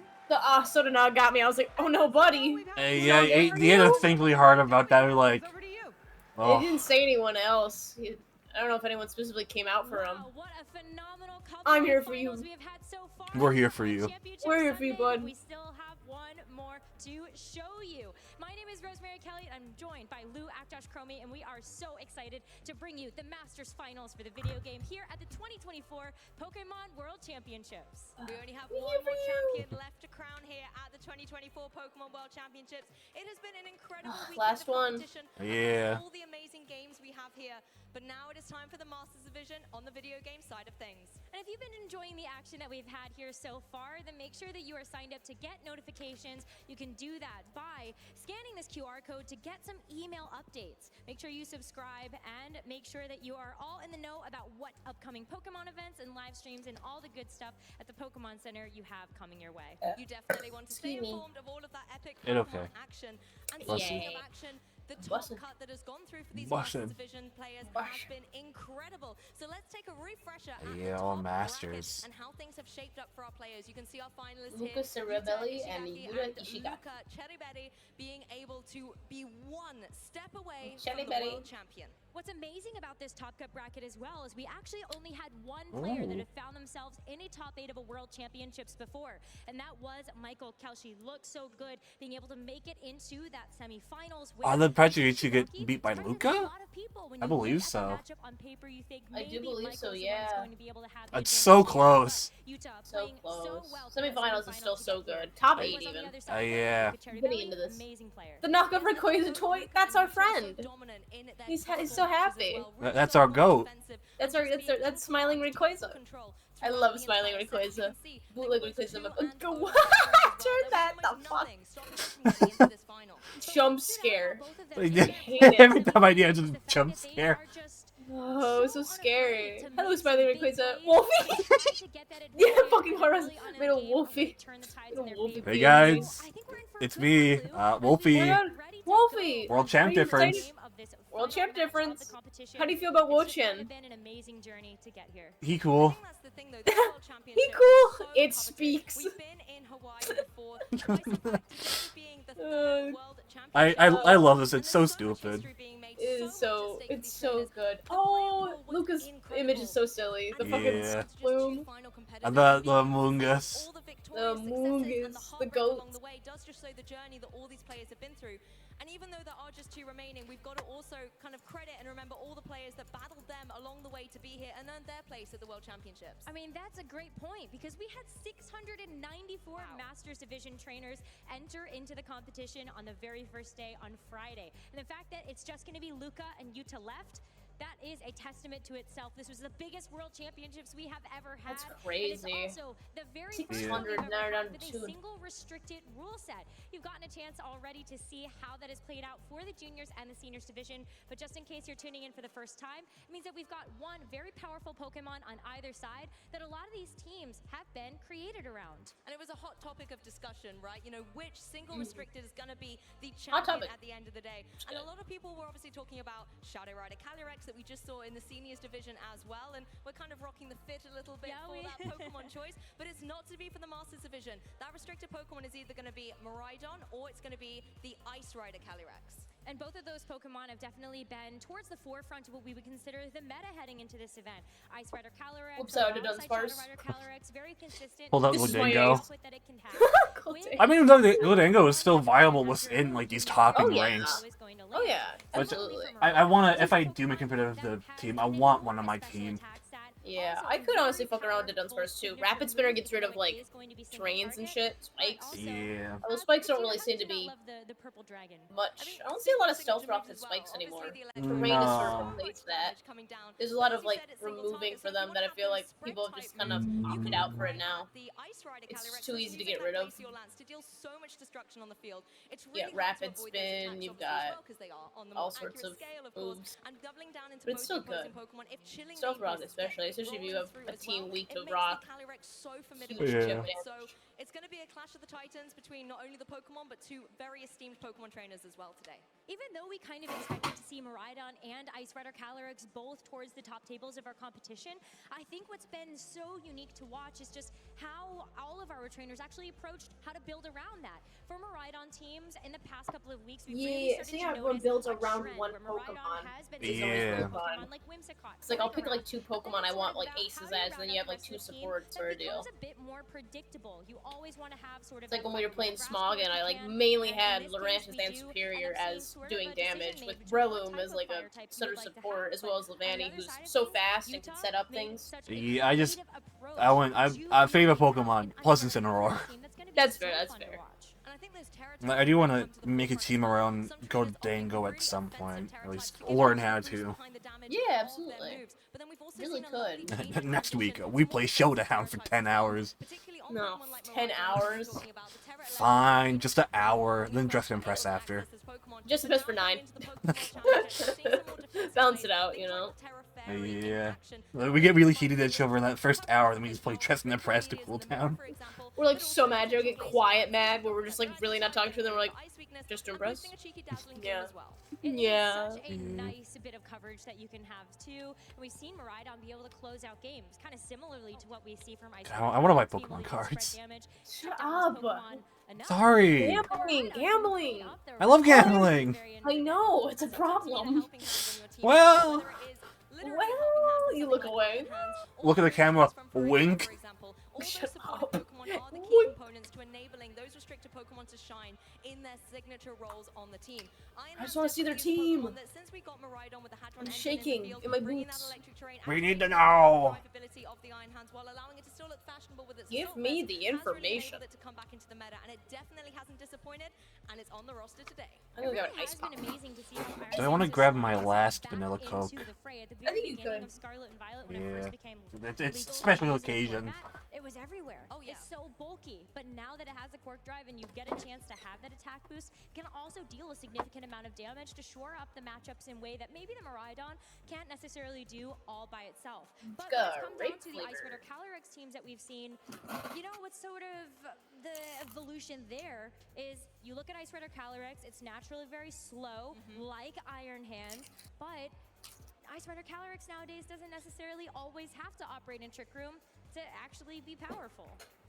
Well, sometimes the Pokemon can be slow, but let's pick up the pace here at the Pokemon World Championships. Let's introduce you to our 2 finalists in the Masters Division. Finalists. The finalists. Whimsicott. Oh, Whimsicott. A Pelipper. Yeah. Oh, Pelipper. I'm Valiant too.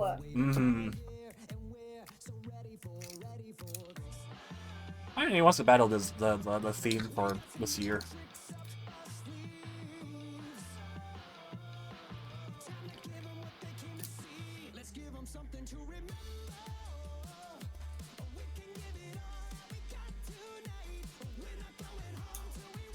I feel like I know the singer.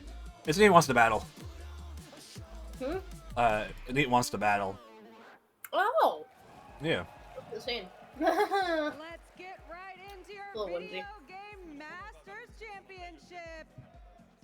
Welcome to the stage from Italy, Luca Ceribelli. Oh. Well, one of the local game stores here is doing a pre-release for Stellar Crown. Oh.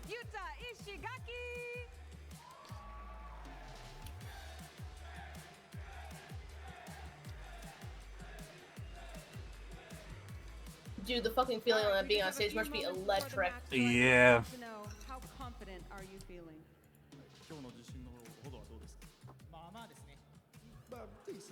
Great, simple answer. Very good. What about you? How confident? I let the game decide. All right, that's a good answer too. Let's hear it for your two competitors. Do you want to see them play? I do too. They're Please simple, take your short and seats. sweet. Let's get right into Let's it. find out. We're going to keep it short and sweet here as we try to allow our competitors to get ready to go for this World Championships. The so handshake, exciting because so Lou, we're good. going to be crowning a new world champion here this weekend for the Masters division. I mean, Anna just asked the question. I definitely want to see them play, and it sounds like the crowd does as well. It has been such a journey for these trainers to be able to get through to the world stage, and both of them after that first ever world title for either of them. There can be so much Prince history, Whimsicott is so so much at stake to be made intriguing. here. And there's so much support for them I in the feel audience good, as but- well. We actually have a couple of friends and family staying by with Sierra, so let's hear from them about their support for these competitors. Thank you. Thank you so much, you two. I am here with friends of our finalists. A few words, so I'm hoping to dive a little bit deeper. I have Arash Amadi and Hugh Mahara. One question each. I want to know, do you think Luca is ready to become a world champion? I think so. Like before the tournament, I knew he was one of the best in the world. I didn't know if he was the best, but like after seeing how he went from 3-2 in day one, like winning 8 games straight against some of the hardest matchup for Marathon, and then winning all the games in Top Cut, like right now I think he's the best in the world. Like if anyone can get it done, it's him. Yeah. Has an opportunity. Oh, yeah, there's a new gimmick rule part of the upcoming Juggernaut's Paradise set. I really like. It has a colorless energy that allows it to. It's called minor errand running. Hang on, I'll listen to them. Sorry.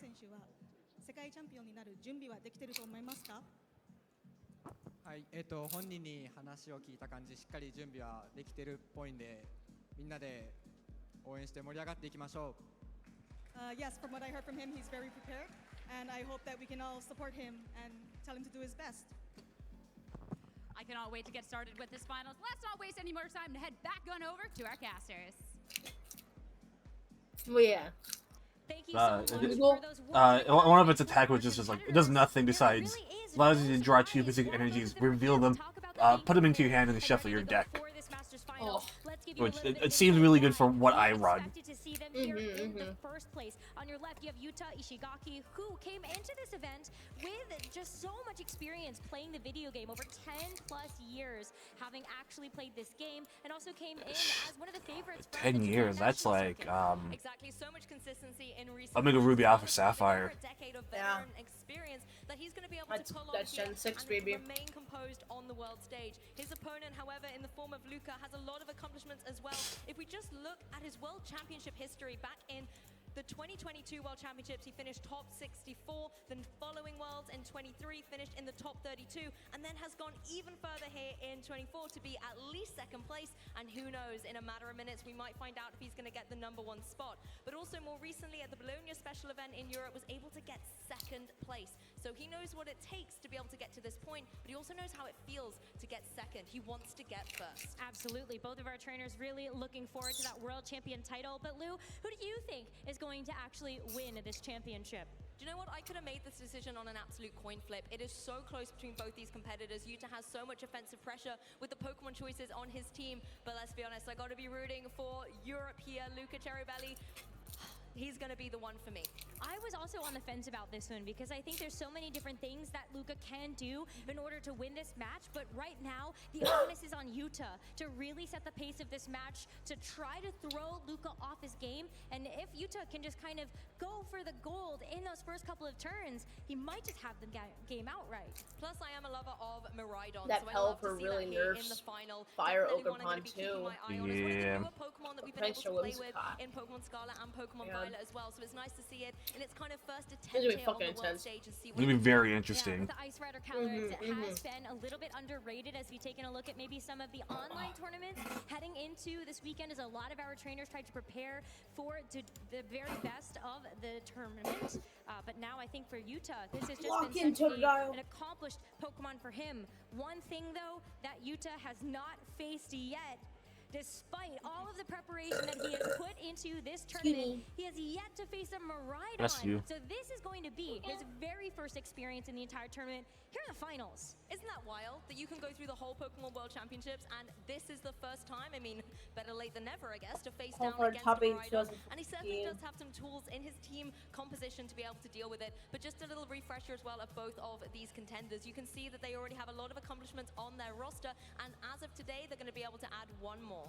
One more. Both Good of them amount of looking for that experience, big finish. Yuta actually, though, being able to do so well in these online qualifiers, I think it speaks a little bit to just how you're supposed to be able to play maybe some of these best of ones, those one-game sets. It can be very impressive and also very difficult in the moment to figure out maybe what kind of game plan you want to go for, but this is certainly a team that can really try to throw people off guard with. When we take a look at Ice teams, we really have seen more often than not at the very beginning of the format leaning heavily into that Trick Room mode, but as we started to progress also the Landorus. World Championships, really yeah, that's not shocking. Choice Scarf Landorus. But there's no tailwind on this Pelipper. Exactly, but Yuta does still have a lot of speed options here. You have very speedy Pokemon in the form of the Iron Valley, and particularly when it gets that booster energy activated, as well as it flung his head after winning round. Fastest things out of this composition of 12 Pokemon that could be in this battle. You also have the utility to go for Trick Room in the form of Calyrex. So Yuta really does have that in control, and then we'll be forcing Luca to have to adapt to that very early on in turn 0. And on Luca's side, with this Miraidon, again, a very classic composition around this particular Pokemon. But when you look at Encore, Luca Tailwind, try to approach this game plan versus Yuta, you're really looking at the Miraidon, the Iron Hands, to be able to take advantage of the electric terrain Miraidon is going to set. And that Ferrothorix is back at it again. That's the thing, it swings and roundabouts of the electric type Pokemon here. Whimsicott's but yeah, Whimsicott Prankster's insane. Whimsicott can really help out a team. I'm glad to see it in the Masters. Adjust accordingly to whatever Yuta is throwing down, and you can see here perfect preparation, staying with the former world champion Arashi Marty, you heard from earlier, winning back in 2013. Could Luca be winning here for Italy in 2024? Let's go ahead and find out, everybody, as we jump into the very first game of the Masters Finals of the 2024 Pokemon World Championships. For Luca, you are right away going to see this Miraidon next to this Urshifu, but for Yuta, it is going to be the Pelipper and the Landorus. This Landorus is in such a commanding position at the moment. You've got the rain on the field, so that not only allows Sans's Storm to be able to deal 100% accuracy, but Pelipper is also rocking that helping hand. If you can give a boost to the Landorus with sheer force as the ability going through for something like a Sans's Storm, that is going to be able to remove the Miraidon from play. And the Landorus, it sees the perfect target on the other side. This Miraidon with the Terra Fury is going to be weak to the Sludge Bomb, but it's also being pressured down by those super effective Sandsear Storms. So this could be one way that we actually need to see Luca make one of these split-second decisions. Do you try to Terrasilize down? Do you try to get yourself off the field with something like a Volt Switch? It's going to come down to this first turn. The Urshifu on Luca's side as well, having that Focus Sash gives it a little bit of flexibility. You can apply a lot of pressure with something like the Surging Strikes, particularly boosted up by the opposing Pelipper's Rain, and really kind of provide a way of getting through that opposing Landorus. But let's see how this turn is going to play out. It does have a Focus Sash, so it's going to be able to withstand one of those hits Miraidon as well. goes back in. Pelipper may be able to follow up, but that's why this Miraidon is going to be forced to have to manually switch off the field. It's going to be the Iron Hands that takes its place, hopefully able to take these hits also. You see the attack boost come through from this Quark Drive as, look at that, there is a terrestrialization. Yes, the Iron Hands joins the field. It is holding that Assault Vest, so it's going to be able to, withstand a decent amount of the special attack that the opposing Landorus is able to throw its way, but it is going to go for that defensive Terra type into the Ghost typing here as well, as Pelipper does use its wings to give a helping hand to the Landorus. Helpers goes for helping hand. Bypass some of these speed interactions, just be able to help out as the Sludge Bomb gets tanked here by this Iron Hand. Sludge Bomb. Too much. Strikes, it's gonna be 3 hits. Oh. And this Landorus, that's gonna be the only thing it gets to do. It's gonna be 3 hits. Oh. That's it. The one-hit KO, removing this threatening Landorus from play. I love the way Luca was able to pivot this in here. From Yuta's side, it looks like he was thinking that Miraidon is going to go for the Terra Todd, lock in. So My cat's on my lap watching. Sludge Bomb coming through Lock from in, Todd. the Landorus. So a fantastic Lean on my arm all you want. using that Lock Assault Vest in. to take the attack, but enabling the Urshifu to come through and get that down. I like that the server and I just see all the clicks in voice chat. Shout out the Glicks. Shout out the Wolfie Glicks. Yeah. Shout out Wolfie Glicks server, we love you. Yuta is going to be down one Pokemon and critically down the Terra. It's gone.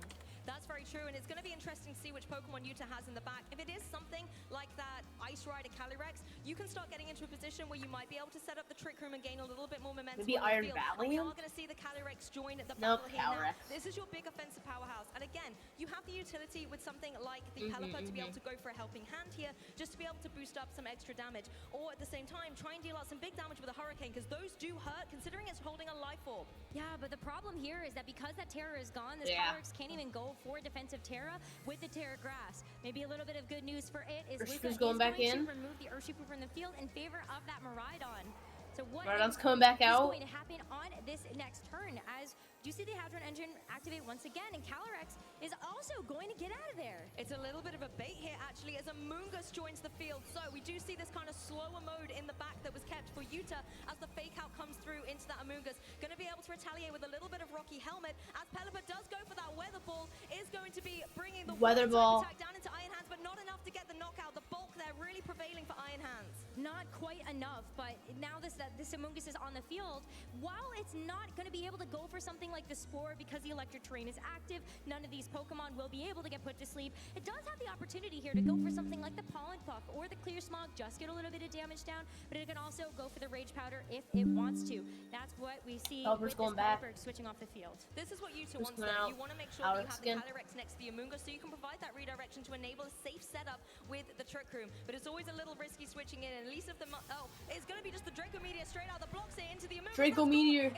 Oh. Straight up, just get it out of here. Just get it out, get it done. Here for Luca, as Yuta, just like that, is down to his 2 final Pokemon in this first game. The Wild Charge as well is going to have to be taken here by this Ice Rider Calyrex, and on this electric terrain, not only is he going to be able to get a boost from that, but you're also going to see that massive attack added in. The recoil, though, going to eliminate this Iron Hands from this game, but there's still so many more Pokemon that Luca gets to depend on. I mean, honestly, Luca has played this so well. Losing the Iron Hands is actually a benefit because you get the option to bring your Urshifu back onto the field, and it still has its Focus Sash intact. 2 more turns of this electric terrain as well for Miraidon to play around. Pelipper also does not want to have to face it. It looks like that's the forfeit coming in from Yuta. Luca's going to take game 1. Oh!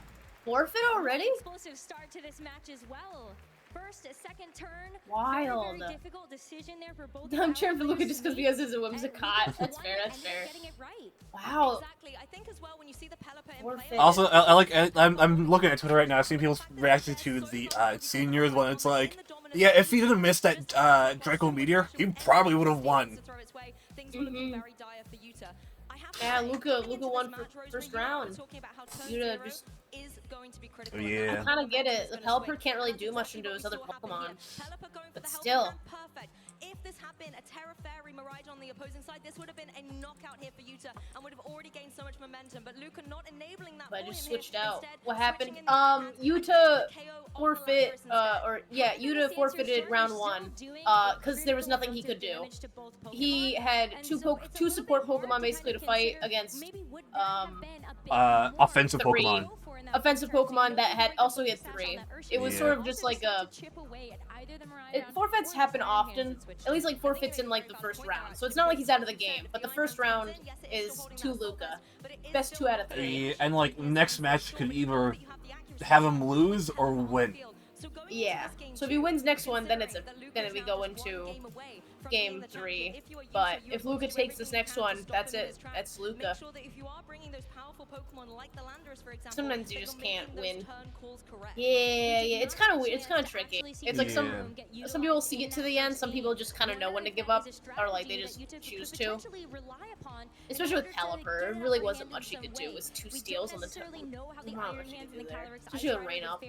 Yeah. Whilst they are both considerably on the lower side of that speed, but one option that you could see you to try to rely upon. I would almost like to see the Calyrex coming out here with the Pelipper. You can provide some support with the Rain here as well as being able to go for something like that Weather Ball, deal some big damage out on the field, and enable Calyrex to get that Trick Room set up. You can also support with very powerful offensive Pokemon like the Landorus to try and get a knockout while Calyrex sets up. And you also have Amoonguss for redirectional support. Lots of options, but let's see what the trainers have gone for. Well, there's going to be an adjustment here. Ogerpon's here now. Oh, shiny Iron Val. Oh, Iron Valiant! Okay. That's my go. Not my favorite shiny at all. Probably one of my least favorite shinies, but I love Iron Valiant. Yeah, it's like, a lot of the Paradox ones are like, I don't like a lot of the future Paradox challenges. But outside of Iron Bundle and Iron Crown. That's fair. I like Miraidon's a lot. I think the Chrome really works for Miraidon. Yeah. Oh yeah, it's like Miraidon also works for him. But like, yeah, Iron Valiant's just turns green to Chrome and that's it. Nothing else. Not even like the pink, you know? Yeah. It's always going to keep that Hadron Engine boost to its special attack.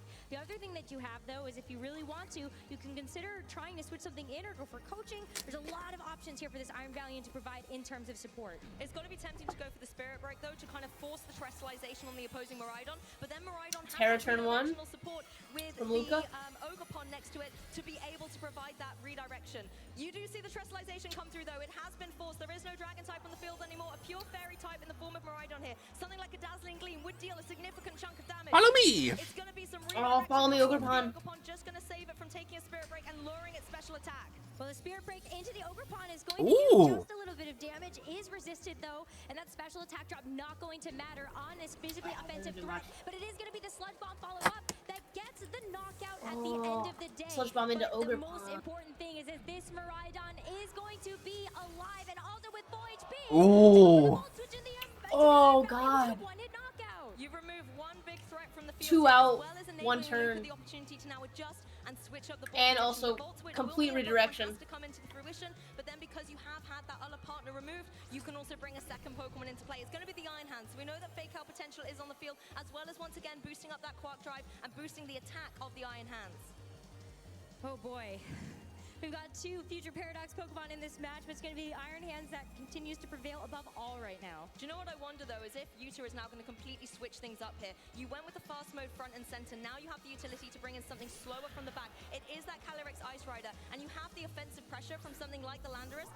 Miraidon is coming back in. Right now, into both these opposing Pokemon. If you've got the Calyrex in play, you can try and get the Trick Room, and if there is indeed something like the Amoonguss in the back as well, that could be a fantastic endgame state for Yuta. It could be, but there's not really a great way to remove this Miraidon before it can potentially get a decent amount of damage out. You look at the Landorus with this Sludge Bomb, and it's not necessarily guaranteed to be enough for a knockout in a lot of cases. So, if there's any little bit of extra damage that could come through, maybe this Calyrex Lock in. to withstand Lock another in, attack. This is game 2 of the final battle. For something like this Ice Rider to have a defensive Final capability. Masters I almost wonder if the Terra on the Landorus for could be Worlds good as well, though, tournaments. because you know Fake Out's in the field with the Iron Hands. You're locked into Sludge Bomb. It could be the last one, or it could be a tie. What do you think? If you do indeed go for something like I'm praying for a tie. Because the last 2 ones have been ties. Yeah, I'm hoping this is a tie. I'm hoping we can get a good final one. To do it as he is down a game in this set. One more win here, and Luca's going to become Terrestrialization. All right, bringing it in.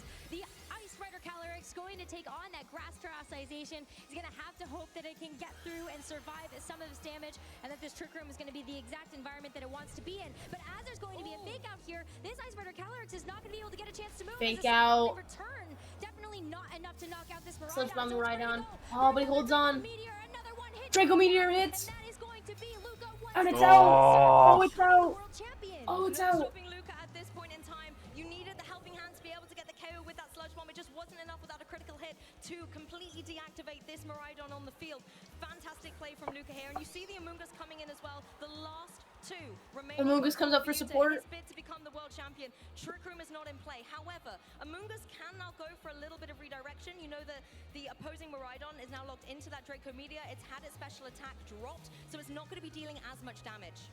Yeah, and if you are able to actually get this Trick Room set up, then it is going to be an easier way to try to get through this Miraidon. You have the speed in your control, and you will be able to start dishing out some of these Glacial Lances. As Miraidon does go for a Draco Meteor, though, into the Amoonguss, it's going to do a decent amount of damage. It's good, but it doesn't completely do it.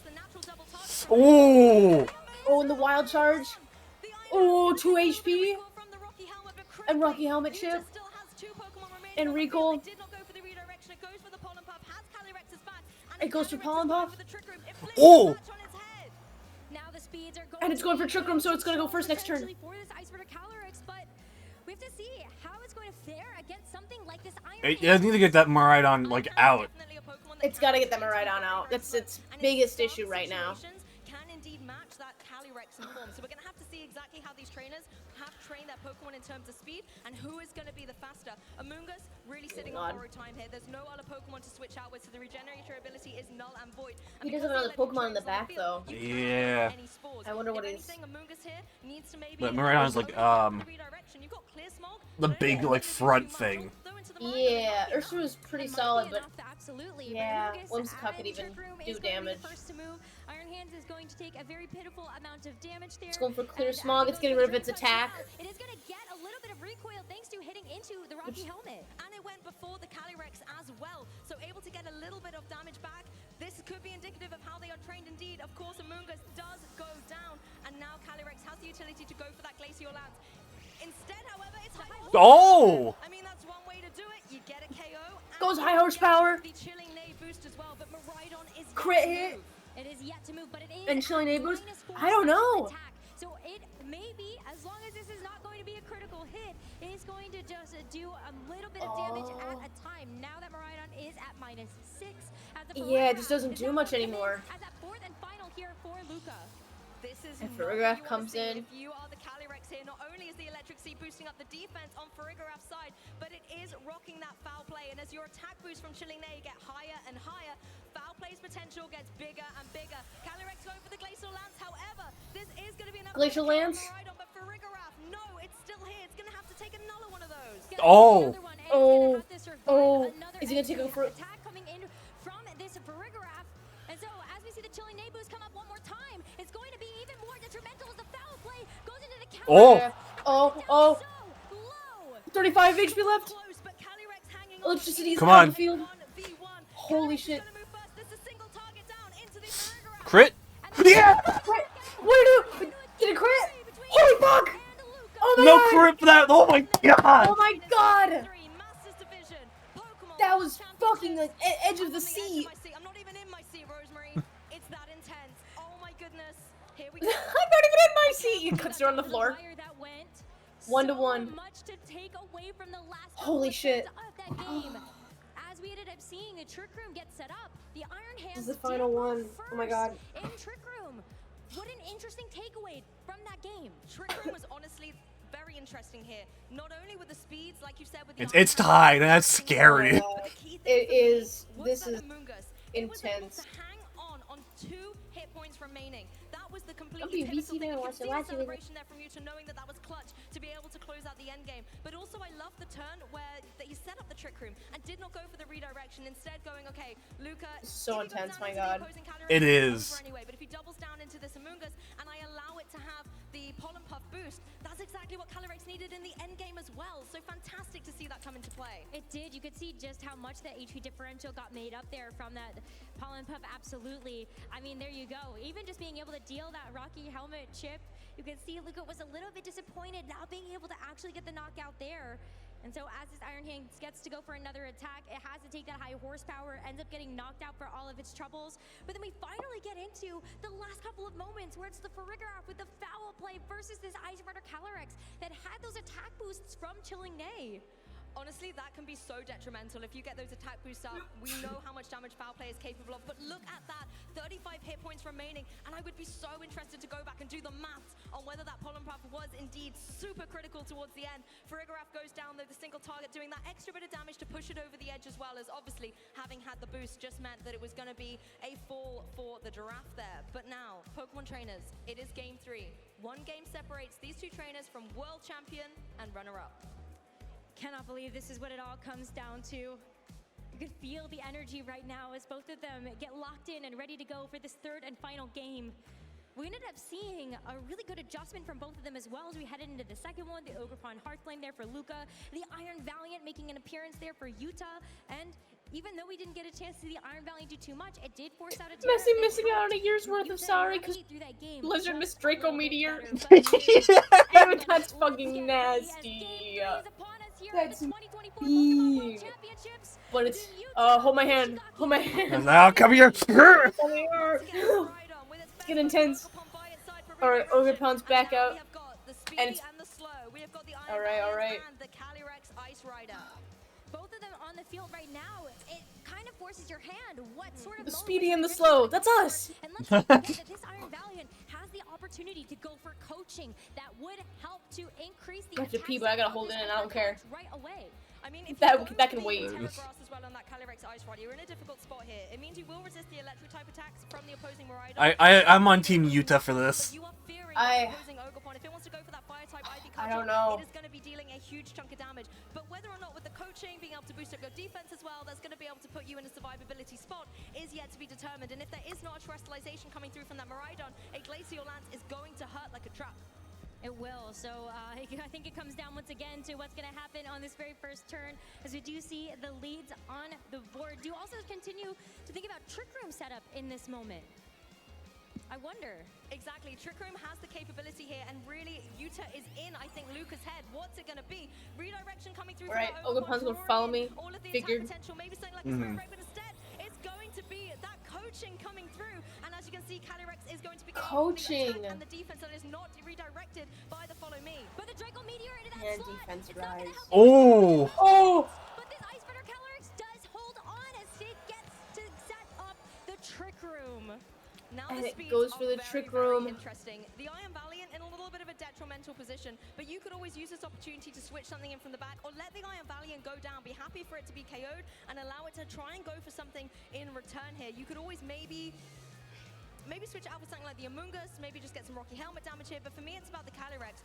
In this situation, do you actually go for a Protect and allow one turn of Trick Room to allow for a ball position switch from that Iron Valiant, or do you just go for the Glacial Lance? I think you just have to try to make the most of the attack boost that you've been given, right? You may not necessarily be able to get a big knockout onto this Ogerpon, but also depends on maybe how these are trained. But at the very least, you've scared away this Miraidon. Miraidon's It gonna is go going to back in. retreat, and instead, it is going to be Iron Hands that takes its place. So let's see what happens from here after we see this attack boost for the Iron Hands. Well, Yuta doesn't necessarily want to see this Iron Hands. We know that it has the potential to be faster in Trick Room against that Calyrex, and with the very Iron little Valiant goes speed back. remaining, it's got something like a Fake Out, should be able to get the edge on it. The Pelipper joining the field, though, bringing that rain is just going to enable none of these fire-type attacks to deal as much damage, but Ogerpon playing defensively and going for that Spiky Shield.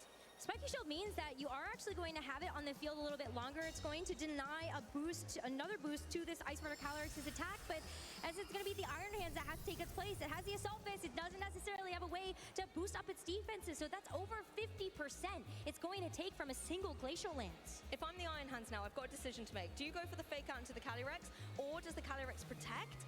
And then you wouldn't go for the Fake Out into the Pelipper, because if you leave the Calyrex unchecked, another Glacial Lance is going to do a huge chunk of damage. But if you leave the Pelipper unchecked, something like the Weather Ball is going to hurt going down into the, or a Hurricane even, into the opposing Ogerpon.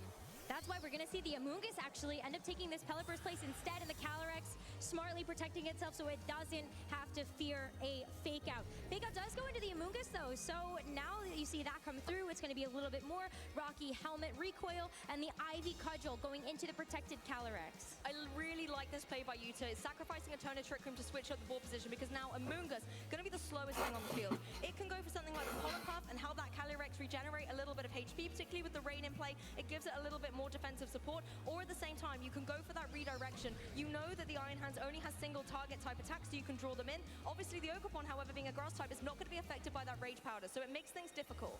It does make it difficult, meaning that if you try to redirect away something like an Ivy Cudgel, or even just a Woodhammer, this Calyrex is already not going to be sitting at a very healthy amount of HP. So as you head into this next turn, we are going to end up seeing a terrestrialization first, and let's see what it's for.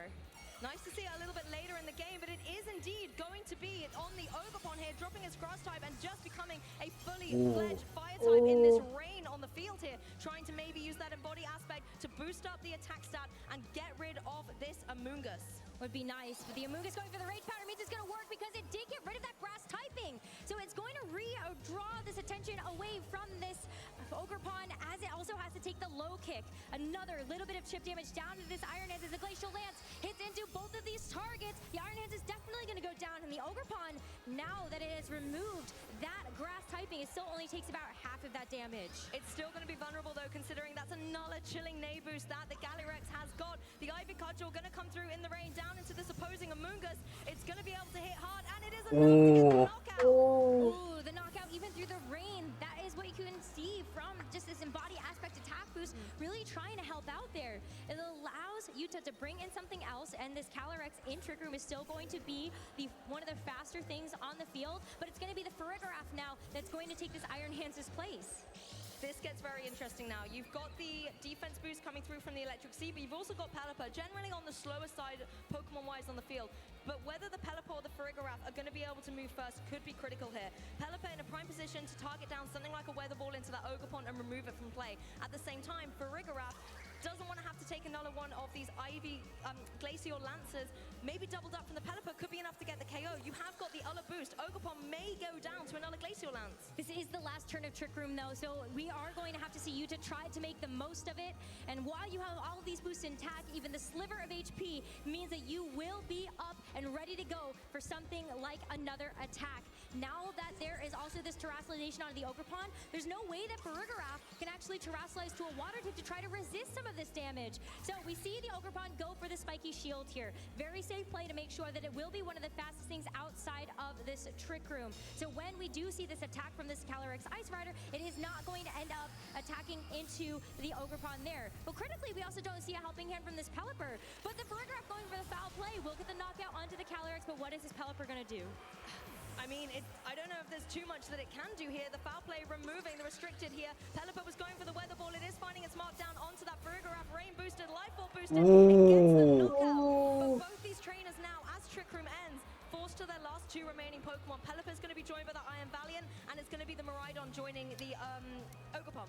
Yes, but now that we end up seeing this board state, we have the Iron Valiant that's going to be coming back in for Yuta, which outside of Trick Room, now that that's expired, is going to be faster than this Miraidon, especially because Miraidon is going to reset the electric terrain as it comes back in.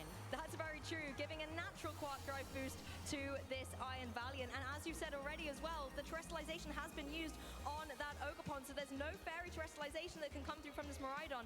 I have to say though, the one thing for Ogerpon here is that redirection. If you want to go for the Follow Me and save the Miraidon from having to take a powerful Spirit Break from the Iron Valiant, that can be exactly what the Miraidon needs in order to get some damage down on the field.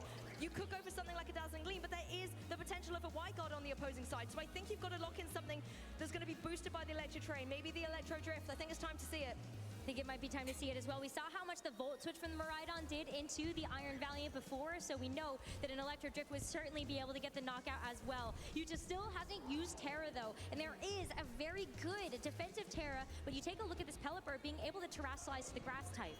Yeah, Pelipper can't protect either, so it's going to be completely vulnerable to any electric type attacks that are coming its way. So I think as you have got the Terrestrialization in your back pocket, Yuta needs to unveil it now, and I think that's exactly what we're seeing, Rose.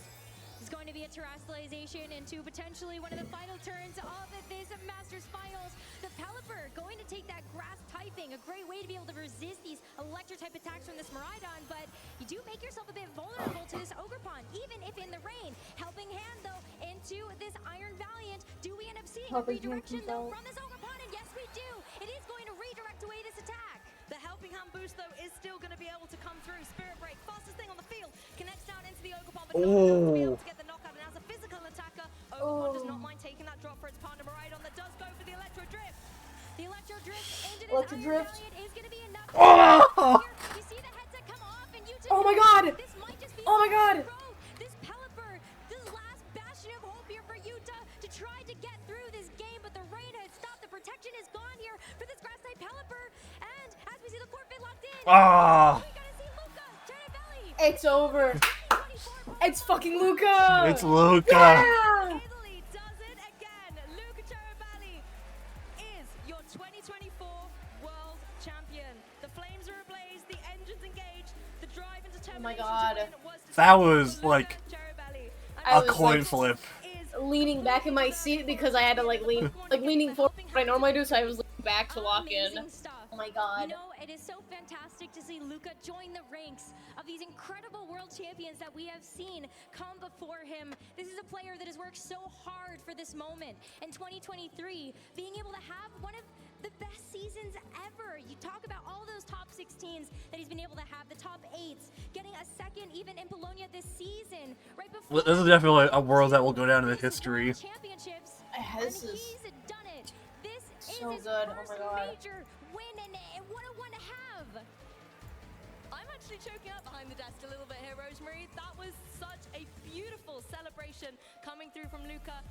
at the end of the European season in Bologna, got second place, so close to number 1. And you can see him here going through the crowd, getting back onto center stage after celebrating with his friends, who really were the true play. There's the hug.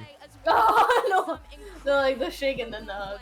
And commiserations, we have to say as well, to Yuta Ishigaki. Fantastic play, so much I don't know what you're saying. coming through from the Iron Valiant and the Landorus, as well as being so dominant with some interesting speed alterations. But Luca was, I think, constantly in control of the play. And it's so impressive because of just how many unique adjustments Yuta really did have for this Calyrex Ice Rider team.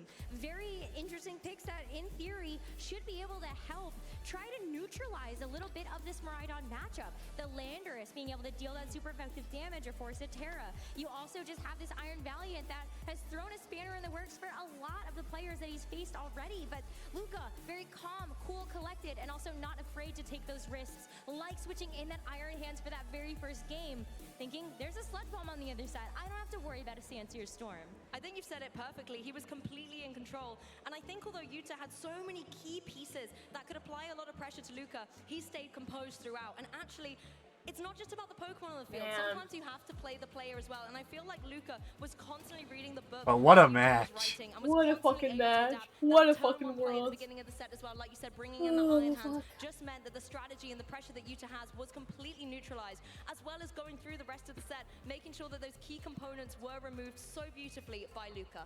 It was amazing, and as we got a chance to see from Luca yesterday, it's just been so great to see his growth over the course of this tournament. Those top 4 matches, that top 8 match already just so stellar in terms of the play we got a chance to see from him. But let's go ahead and relive some of these moments from this third game. We saw right away this Ice Rider Calyrex didn't necessarily end up getting knocked out to that first Draco Meteor, but Yuta was able to start to kind of mobilize through these Trick Room turns, potentially win this game. I think things got very difficult here as well, with the Calyrex applying a lot of pressure, getting those chilling nade boosts as well. But the critical thing, I think, was actually at the very end, that last turn of Trick Room, going for the defensive play with the spiky shield, knowing the Miraidon had been preserved in the back for later with so much damage of Electro Drift. I think, again, timing it perfectly when Electric Terrain had left the field, being able to reset that with the Hadron engine just meant that Luca was able to have the perfect endgame play. Calyrex going down here as well, unfortunate for Yuta. Was very unfortunate there, but I think also just Luca being able to play through these Trick Room turns and preserving this Ogerpon was so important, despite the fact that he ended up terrestrializing it to this single fire type and actually removing its capability of being redirected from this Amoonguss. It was still able to withstand so many of these attacks, particularly that Glacial Lance, to know that it could be there by this so Miraidon at the good. very end to remove the biggest threat. That Iron Valiant no longer able to go for something like that super effective Spirit Break, and it was just amazing. If there was going to be one person that could potentially get through this really unique matchup, it was Luca, and congratulations to him. Let's hear it for your world champion! Luca, I know it's very fresh in your mind, but what do you think will stick out as the most memorable moment of your world's match? I really don't know. I just feel like just the moment that sealed the game. I think that this all I'm thinking about right now. Just the screen saying I won the last game, so I really don't have much chance to say. All the memories are kind of blurry right now, but what like the most important moment for me was right after, when I was able to celebrate with my friends, which is the best feeling in the world. Yeah, it must be overwhelming. We know you have put in so much work. You've had other top finishes and you've been practicing and playing. There are people out here who are thinking, you know what, I want to be like that. What advice would you give them to work hard and end up on this stage like you? To be honest, this was very unexpected for me as well. So yeah, it's kind of difficult to say what was my preparation there. I just say just have some trust in yourself, something like that. Yeah, just train and like I can assure you, with the right friends, with the right preparation, with the right support beside you, everything can be possible. That's great advice. Believe in yourself, practice hard. And there are a lot of people out here who believe in you as well. You said you were celebrating with your friends. Anyone you want to say hello or thank you to right now? Well, if I'm gonna go name for name, we're gonna be here till tomorrow. So shout out to my friends of Il Server and all the Italian community. Thank you so much. Thank you for your support and congratulations again, Luca, your world champion. Now don't go anywhere. We have some trophies to give out. So but for now, back to you, casters. Such a deserving champion. What a series. The entire day has been nothing short of fantastic. That So was they're winning. back and forth, Gabby. It really was, and you could tell that both Yeah. players are just Tito's actually the caster. Just Give him the final. That was such an exciting Give him that match. microphone. I like the swamp or the middle evolution. Yeah, Mashup in the center there. Just slow poke on the corner. Yeah. The long beware.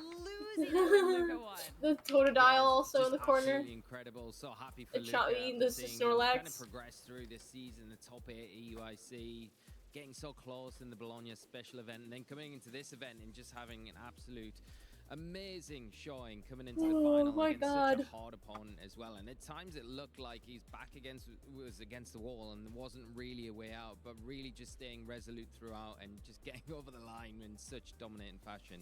Yeah, I'm really happy that we got a game 3, right? That's, I feel like as casters, that's our big wish we're always hoping for, is to get to that pivotal game 3. But between both of them, we saw the fast modes, slow modes. It's very fitting that Miraidon wins its first World Championship in the Scarlet and Violet era that it's eligible for. So I think Miraidon was the real big meta call. Good for you, Miraidon. Good for you. Rewarded for, and he got rewarded in the Masters Division as well.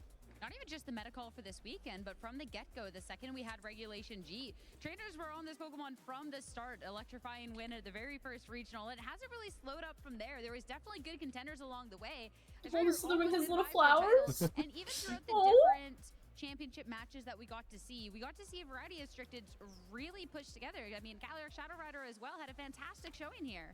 It really did, and it goes to show you that even if the metagame feels like it's in a position where, oh, only Calyrex Shadow Rider will win, oh, only Miraidon will win, there's a lot of opportunities for innovation, and we saw a lot of unique Pokemon picks, such as that Iron Valiant, such as Iron Treads from our juniors match, Joe, to try and capitalize on the fact that Miraidon was going to be one of the more powerful ones here. Yeah, I mean, we've got a couple of rookie Pokemon across the board, because I never expected when we were looking at Regulation G an Iron Valiant to be in the grand finals here, which is Little meow meow. fantastic, and putting up a Are you really a little good meow showing meow? to make a run with a Pokemon that maybe people didn't necessarily expect to, and make it to the finals is nothing short of amazing. But Luca did such a good job in kind of weathering that, and coming out on top, and just really good positioning the Iron Valiant with the Spirit Break, especially in that end game. I mean, didn't really get to do too much. Yeah, unfortunately, it was just Luca able to kind of preserve the Ogapon at the very end when it really mattered, to have that follow me, to utilize, to pull that big threat out of the way and allow the Miraidon just to kind of finish things up. Like you say, Miraidon started the format successfully, and it's kind of poetic. It's ending the format successfully. Just an amazing job by Luca, and kind of look at that run and the opponents that he's had just on that top 8, not to mention everything from the entire weekend. Yeah, and I do think big credit to, I think Lee pointed out the thematics of having 11 years later an Italian champion facing off against a Japanese finalist. It's very poetic to see here. It really, really was. I mean, I love these photos. I just have to say that from the gate. There is so much personality on it. But I mean, even when we're looking at kind of the trends and kind of like what's thematic and stuff, Joe Brown, I know that you're always about those fun facts and those stats. I am a big fan of fun facts, and for those who like to know useless information, they keep track of the Pokemon that win the World Championship. Jesus Christ! What the fuck? I'm from 2009. That caught on the mic. Did not get Amoonguss. Yeah, I know. I was like, huh? That was rancid. That was loud. Yeah, that's how it is every day. Like 5 times a day. It's just the loudest, most nastiest fart. Iron Hands 100%. You get the fuck away from me. On Shohei's team and Luca's team. Godango. Oh, 6. Not bad. Getting some revenge. Maybe Michael Couch a little proud in the crowd, moving from finalist last year to now world champion. Waterman. Someone that next year, because these runs back to back have been insane. But for those individuals on that list, not everyone can take that championship title, but you definitely have a nice chunk of change in your pocket. Damn. To make sure that you can make the We gotta win. Yeah. I need to pay rent. You get your invite as well for becoming. Yeah, we gotta rig the thing where one of us gets first, one of us gets second, and we split the 5,000. Yeah, just split it for 25,000 each. And a very extravagant trip to wherever Worlds will be next year. Hey, you can get some plushies. You can Yeah, get here's the yourself exciting a trip. nice Bills. dinner with your friends after this weekend. Enjoy your time. You could pay your hospital bill half, maybe. Maybe you could finally cure cancer, but you can't, so wrong. Yeah, maybe. Championships, and I know the money. I mean, But Pokemon comes first. Pokemon comes first. I need to go to Worlds, and then I'll think about curing my guy. getting that true. Yeah. That's the real prize here. For sure. There's more Pokemon cards for me. What's some great memories as Pokemon well. card, I mean, Pokemon we've card, seen Pokemon this card. throughout all of the video game championship finalists Rent. and champions, with all the family Pokemon there card. supporting them, all their friends supporting them. I mean, what a moment for these trainers. It's fantastic. I mean, even Luca was saying, like, My this moment God. of jumping off the stage. I mean, very cheered him. Fantastic. It's those moments, isn't it, that you always remember when you think back to those World Fantastic. Championships when a champion is Awesome. crowned and they jump into Bussing. the crowd and you've got all of their friends and family Short around bussing. and celebrating I think they together. should be It's allowed to just say magical bussin'. I can finally moment, move us a and, little you know, bit this here one now. is gonna be I think they should say immortalized now. Skibidi Luca Riz. is the I'm sorry. 2024 world No, champion. you're right. I think they Incredible. should. So happy for him, and obviously I And I get would to say the have last him. match really was Skibbity Riz. Throughout the tournament. It was like, Yeah, what the nobody's fuck gonna did you forget say? Him jumping off stage with the fire going off, very iconic. Yeah, that Miraidon had that Gyat damage. Remembers that from his victory, Awful. and, I it was know. just so I should cool. I Immediately stop speaking. understanding not only was this No, a I big didn't say all win for him, that. but for his community, Oh, my for his Totodile has friends, lips. really, you know, appreciating Mine being happy with has himself his in mouth victory, closed. but also knowing the Mine people has his that mouth helped closed get too, him but he has to this lips. position as champion. Look at the little Definitely skin over one of my his, like, favorite moments, if not top the lip. top Oh, favorite. mine has a little like We wanna make sure underbite. that we can hear about your favorite moment and Or share maybe on overbite. socials what you thought of this Overbite's weekend, when who the you're top cheering jaw is for, over. what you In the bottom, enjoyed. yeah. And from every Yeah. facet of the Pokemon World Championships, because we only get to cover a little bit of what's here in Hawaii, but it has been a great weekend overall. There's still a smidge more for today, though, because of course we have our trophy ceremony over on the stage. There's a with lot. Anna. Yeah, there's other question. Totodile. Wow, Championship I like, yeah, Sunday trophies really and has special been moves. something to remember. You all came to watch the show. None of our trainers. Pikachu! Pikachu is Nasty. real. Punch that thing. I want to say a He looks special shiny. shout out to everyone who played at Might as well up the events, center they're using here. regionals, internationals, and of course at Worlds. You are the reason that we're seeing such. She got the high Sada caliber look. Kinda, She do. here at Pokemon. So give yourselves a round of applause. And somebody had a Rika fit earlier. I did. Yeah, I heard that. I saw a picture of that. Now we have I some love that. We champions love to crown. Princess. Please first give warm congratulations to your junior finalist, Tatsuomi Shimanuki. Yeah. Yahoo!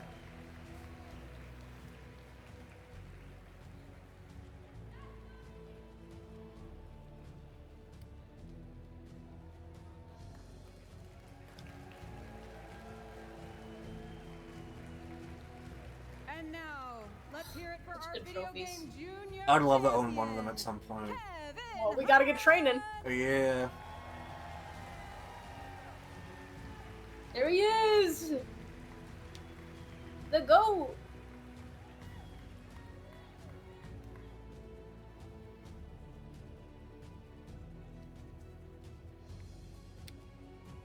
Pikachu Drops it. Oh fuck. breaks it. Does happen during some stuff before. Spikes fall off, kill a person.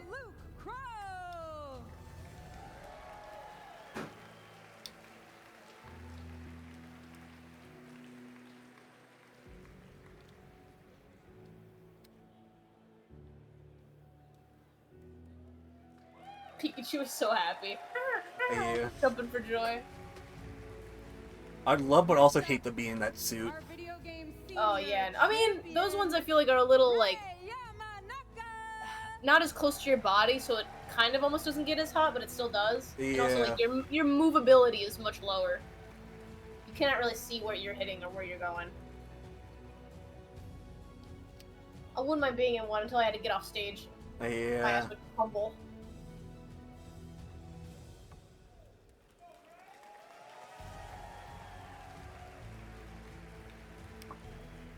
now for our Masters division. Your Video Game Masters finalist is Yuta Ishigaki!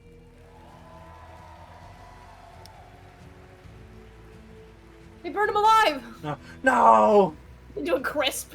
It's just ash. They're like, oh, oopsies. Jim will blow him up. The way he ignored a handshake at first. Yuta, come on now.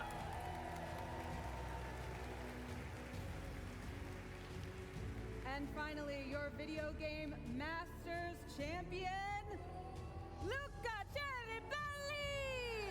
Yeah, Luca! Luca Ceribelli!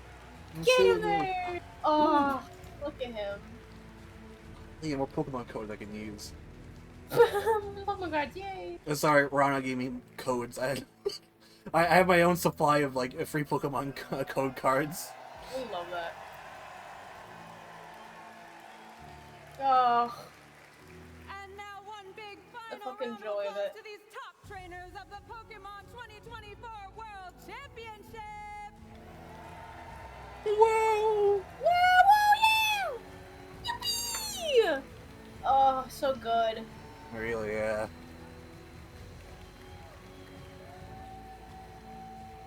Next year's Worlds, Antarctica, North Pole. Next year's Worlds, the Atlantic Ocean. Next year's Worlds, Area Mars. 0! Area 0. We're sending you in the hole. Like, this make a huge ass pit. Now we reset the stage for the closing ceremony. Next year's Worlds, the Plasma Frigate. Time to recap the epic journey. Next year's Worlds, the World Trade Center. Ceremonies will be starting very soon, and of course we have some special announcements. Very soon, and I'm gonna piss while that happens. Yeah, a piss break. Piss break, guys. Piss break. Have been crowned. Check out my phone. World Championships has almost come to a close. They are preparing for an amazing closing ceremony up on the big stage with some announcements that you are not going to want to miss. I know they are really good because they refuse to tell me what they are. Hi, everybody. I am Jake, aka Spraggles, your resident content cowboy here. I am joined by Scott, Ross, and Butters. We're going to be talking about Unite, TCG, VGC, and Pokemon Go. Everything that happened this weekend while we get ready for those big announcements. Why don't we talk a little bit about VGC? Hey, I think everyone probably just enjoyed a great show there. I don't know if we've ever had a better championship Sunday in the video game. Sometimes we get some strange matches when players get a full night to prepare. One side has a little advantage over another. Not the case at all this time. We went to 3 games in every set. Very much in doubt toward the end. Shout outs to our junior division world champion with a 5th place national championship, followed up by 2 firsts and winning worlds. Almost won every big tournament in that division. Senior division match, super close. Maybe a Draco Meteor connection away from a championship. And yeah, in that Masters division final we just watched, so close toward the end there. Iron Valiant, valiantly coming up with the runner-up finish, and just an excellent win there by Luca. Unfortunately, Yuta just unable to break the curse of Japan never, ever winning on odd number years. That is one of my favorite weird facts that we have about You have the Bermuda Triangle. Reigns true. Bermuda Triangle. Well, in TCG, up until now, we did have a nice little path. They're like talking. They're like doing the finals. They're like, oh, another challenger step. Gets it. Another challenger bolts and you see the red like theme play. No. I'm sober. Oh my god, those deaths. Oh. Ruggy Drago. Roy Moon. Roy Moon. Go Dingo all the way. I'll take Iron Thorns. Yeah. I don't know much about it, but it ain't Roy Moon. Didn't even get to the final. I also like there's like no Charizard. I appreciate that so much. About not just what happened with the championships. Tell me about Pokemon Go. No, actually don't. I slept during it. It was the first thing they did for today. Best 24 hours for Unite to be a part of that as well. Unite was yesterday, like doing their finale and everything was yesterday night. Unite's pretty cool. I just hate playing it. Oh yeah, no, I get that. Of 2024 and become the world champion. That is Hong Kong and the Netherlands. Region. Altaria, Skarmory, Lickitung, Charjabug. Oh yeah. Assistant trainers in championship series, but he's also Lickitung does seem to be Lickitung. Looks like Polly. Looks like Lantern as well. He is able to read the and Annihilate. Yeah. Charjabug, silly guy. Happy he's up there. Yeah. Poor guy. He's just so spammy and a bit spongy too, so he's just better than Vikavolt. Yeah. So that was pretty epic. Clodsire. Rocket out of pocket, our North American international champion, PvP David and There was select shadow Pokemon here and there. Yeah, I'm seeing that. I'm trying to tell what the winners is. Before and they won the entire thing. That's amazing. Yes, I mean they qualified 2 years in a row, so they had to qualify through the APAC qualifier. So they did do well in that, but in last year's Worlds, they went 0-2 and 0-4. They didn't win a single game. And this time, they didn't drop a single match. Going all the way through the winner's side of the bracket, Inadequence was unable to reset the bracket. So literally 0 to hero. It is an amazing Pokemon journey. That is incredible. I mean, Dude, 0 to hero Palafin. I could win. Yeah, I think I can actually. That's a Palafin. Pokemon Unite was absolutely insane. We had another sort of number streak that was broken. We have only had a victory. It's like I wouldn't actually mind playing Pokemon Unite. I just didn't wish it ran like shit. Yeah. Especially the menus themselves, it was so slow on Switch. Early in the day, we found out that we would not have a three-peat champion on our hands. In fact, it was going to have to be a region that had never made it to a grand finals before, which was pretty exciting. There were a few regions everyone had their eyes on. One was Japan. They have looked insane all year. It feels like Unite is exploding in Japan. The players are getting incredible, and Fennel was a team to look out for. We also had this early team Fusion, the first team to qualify through Worlds the entire year. They were the team to beat. Fusion starts making their way through the tournament, and then they end up getting knocked out by the underdog team, the dark horse, the team that so many people counted out, Zora Tigers Gaming from Korea. They make their way all the way through the bracket to the grand finals and face off against Japan, which is Fennel. Japan put on an insane performance. Just like our last two world championships in dominant fashion, they won 3-0 against their opponents. They didn't end it with a period, but with an exclamation point. They are the world champions without a doubt. It was an amazing weekend, a new region on top, the former world champs not even in day 2. It was very in Pokemon Go, we had the same thing. Our former world champion got knocked out in day 1. How did your guys' world champions do throughout this tournament? Yeah. We had a bunch of world champions that we were tracking throughout the weekend. Tord Reklev was 1 match point away from making it into the top cut. Diego Casaraga, your 2017 champion, was very, very close. We saw Vance Kelly in day 2. We had a bunch of former world champions having good runs. They all fell a little short. But I've got to ask you a question, Sprags, while we're here. This is the question. You know what the question's going to be? I do, yeah. Did we have any Mamoswine on stream this weekend on Unite? So, last year this question was asked, and I said, no, of course not. Mamoswine is not good enough. This year, Mamoswine won the world championship. Whoa. Every time I looked at the screen, every single time I see Mamoswine, my boy, plodding along. I saw Night Mamoswine. I saw Christmas hat Mamoswine. That's right, yeah. I saw the Mamoswine that looks exactly like me with a hoodie and a baseball cap. Oh, made my day, that did. Hey, DCG was good, but I like me some Mamoswine. Another 0 to hero for Mamoswine, right? Didn't win any games last year. That's right. This year wins the entire thing. That's right. Mamoswine, a Pokemon that everyone has loved in Unite, never found its place in the meta, and now all of a sudden is the biggest thing. And I really do think it's because of your question last year. I think that was huge. People were watching and they went, there will be next year, Ross. Yes. Someone was like, I need to do that now. Yeah. I mean, we had a wide variety of champions. We're just throwing them at the bracket as quickly as we could.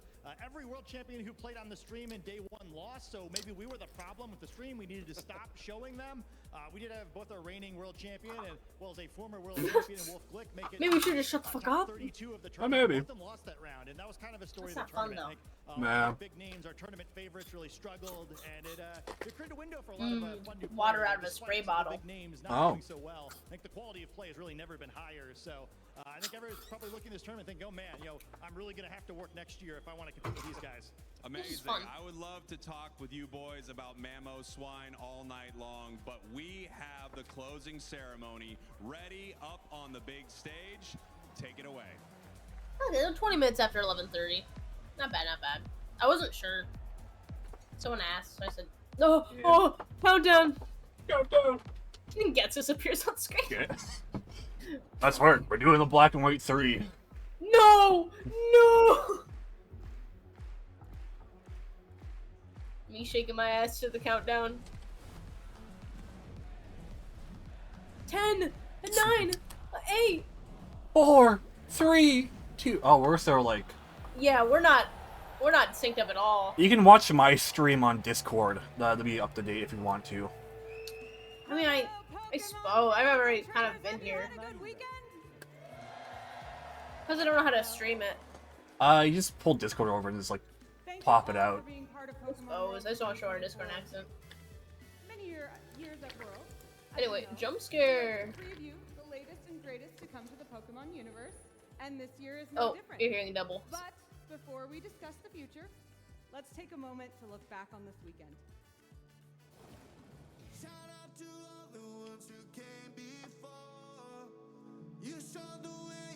I have to turn it up though. It's much quieter on your side. Yeah. There we go.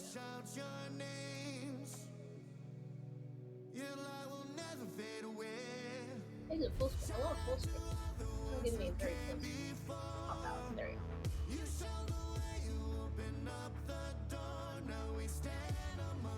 Hey, you need to Close.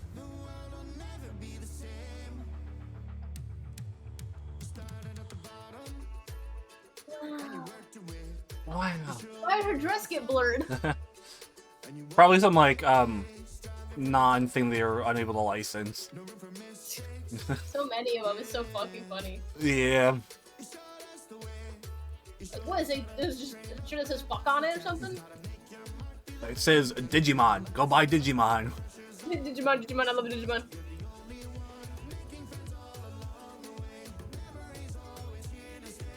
I think he just punched a kid. Bonk. Ah! Dad, can I win one? Fuck no.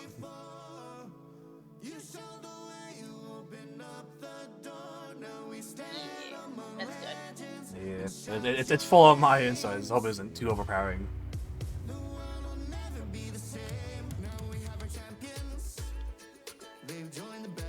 Wolfie! Wolfie! Wolfie! Wolfie! Wolfie! Other people! Yeah.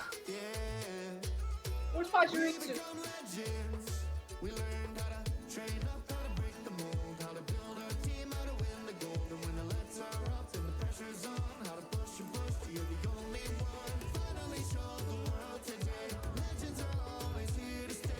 Magneton!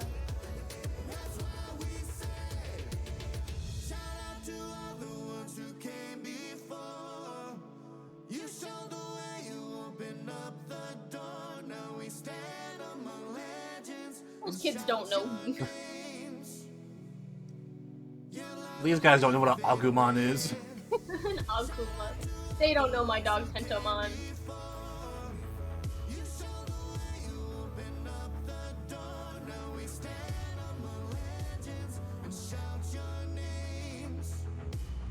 And appears on screen. Follow your dream. Find that dream and take it. Goodbye. Flies into the sky. Also find Ichiban. He's in Hawaii at the moment. Ichiban needs our help.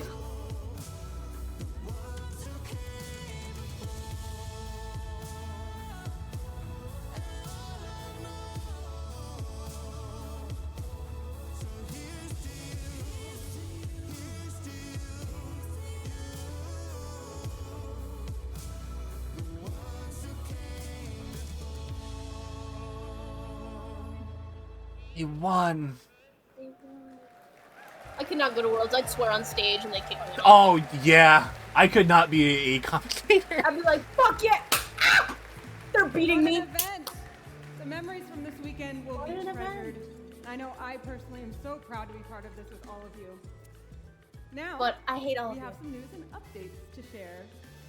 To present those, please welcome to the stage the president and CEO of the Pokémon Company, Mr. Tsunekazu Ishihara! Ishihara! Ah! There's a little jog. Go, old man! Go, old man! You the goat! You the goat! Where's Pokemon Arceus? Come on! Come on, ZA! Show me ZA! Come on, show us ZA. I'll show us cards. 観戦してくださった皆さん本当にありがとうございます。そして新しい世界チャンピオンになられた皆さん、心からおめでとうございます。Thank you everyone for tuning in and congratulations to all of our new world champions. 今年の世界大会は格別なイベントとなりました。皆さんの温かいご支援に感謝いたします。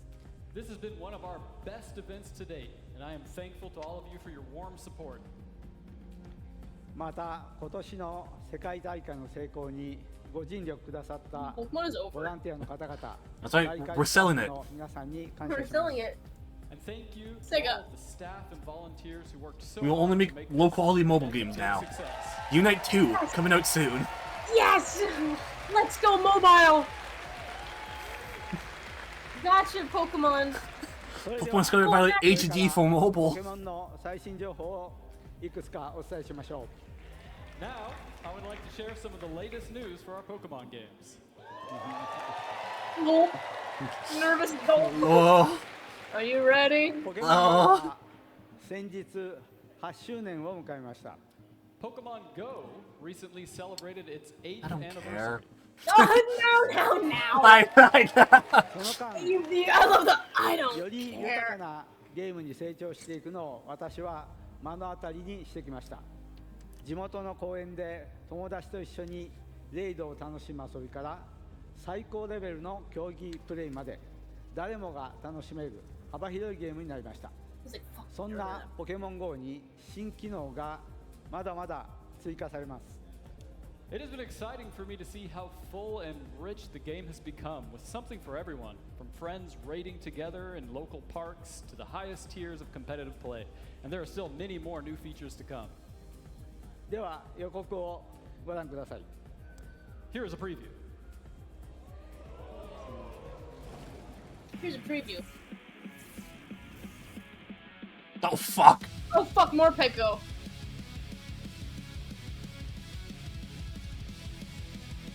Dude, go more Peko, go. Beat Come his on, ass, homie. Morpeko.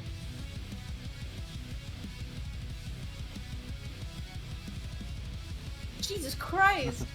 Morpeko's like, they're like, Morpeko's the new fucking meta.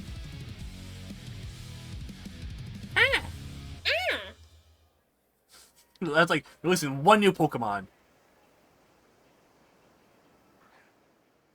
Me when I catch a Krabby at the beach. No. Oh no. Bisexual lighting? It's It's glass. It's oh yeah, Zinnia. Dynamax is happening, right? Yeah. I remember the data mines a while back. Dynamax. I was like, oh yeah, if that was ポ happening. がポケモン GO に登場します。スペシャルアタックを使ってバトル中に姿を変えることができます。 So Morpeko is coming to Pokemon Go, and it will have the ability to change its form within a battle using a charged attack. ポケモン GO のバトル環境にどう影響するのか楽しみです。 We're very excited to see how it may affect the Pokemon Go's competitive environment. さらにポケモン GO の世界に新たに巨大な新機能が加わります。近日中に公開される続報をお楽しみに。 Additionally, you can look forward to something gigantic coming to the world of Oh, Pokemon Go. gigantic. Oh, wink, wink, nudge, Wink, nudge. wink, nudge, nudge, punch, punch, slap, slap, Explode. stab, stab, Explode. Pokemon Shiny gear. There's a shiny ground. Yeah, that's so silly. It's based on the Pokemon Battle Evolutions. I know. That's why I was pointing it out. アクティブで情熱的なコミュニティが築かれている Now ことに Digimon. 感謝の気持ちでいっぱいで That's す。 right. We're making Yokai Watch そ 5. の証が昨日の決勝戦にも現れてい All ま the した。 plushies. 一昨日に発表された500点選手の新モードは今後の戦いに大きな影響を与えるかもしれません。 I'm thankful that we have such an active and passionate community, and the World Finals match yesterday was truly a testament to their spirit. And the new 500-point mode that was revealed the other day may have a role in future competitions. さて、ポケモンユナイトの最新映像はこちらです。 Here's the sneak peek at the next updates for Pokemon Unite. I'm excited, even though I don't play the game. I do like to see like who comes out. You know? Yeah. It's gonna be bring Lurantis. Show me Lurantis. Right? Oh, Yeah. I forgot he was right. coming in. Both of these freaks. The freaks are in. I do want to see how they play. Yeah. Sarah Ledge especially. So attacker.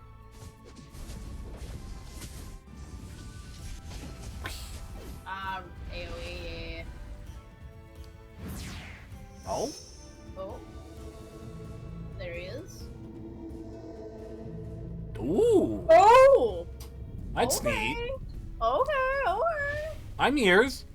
Speedster too? I like playing speedster attacks, you know? Yeah, I just like being attackers. Oh. Oh, asleep. That's nasty. Oh.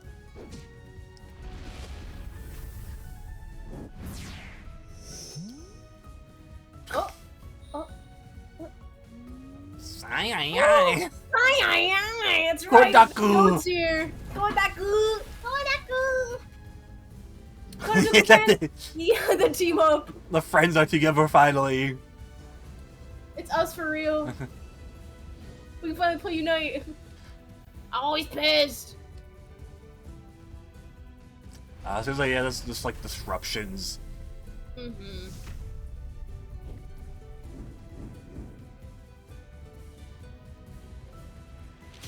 Silly ass lineup. I love it. Yeah. When they're like, here's the coolest two Pokemon ever, and then Kodaku. It's like the Hydra meme image where it's like two locked in, one silly. Armarouge, Darkrai, and Psyduck are preparing to dive into the action. More information will be coming your way in the near Fuck future. yeah, Please stay tuned. Kodaku meta.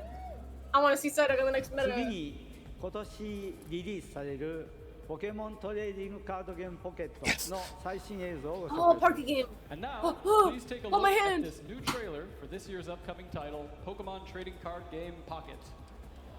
Oh. I've already seen this, but God, I'm so excited. Get a little phone.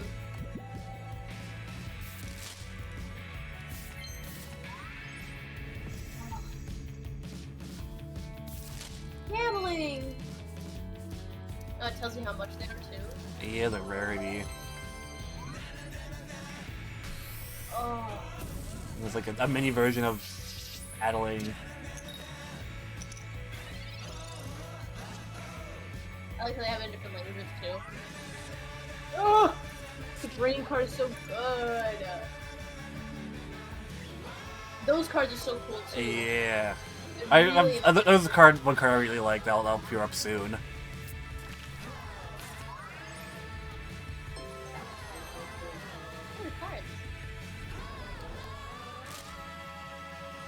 I've already pre-registered. I'm like, oh. Ooh, 30th. Ooh. Yeah, the trailer I watched didn't have the date on it. But also, this card. Oh, I fuck. love this card. Of course you would. It's Mewtwo, baby. It's him escaping.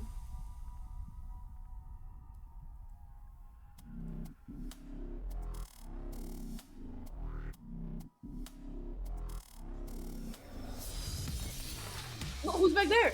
No, I don't know. Ugh. I'm excited for Pocket a lot.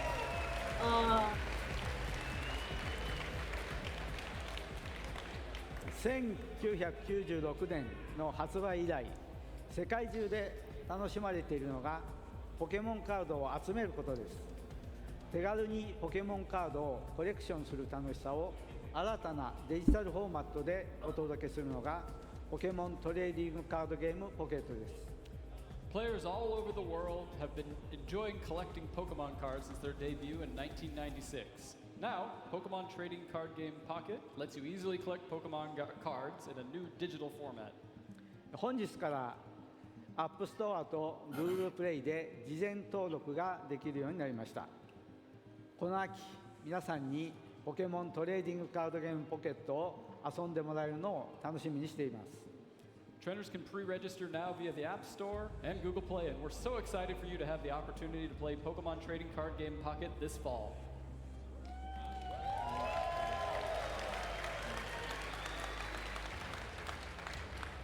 続いてはポケモンカードゲームの最新情報をお知らせしたいと思います。 Next, we'd like to share some news about the Pokemon Trading Card Game. こちらの映像をご覧ください。 So please have a look at this video. Show me something good. Show me something good.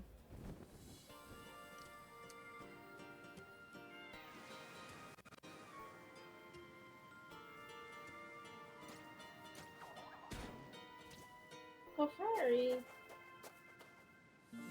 Lily. Lily!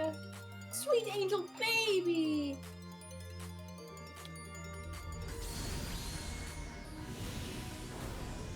Oh, that's fucked up.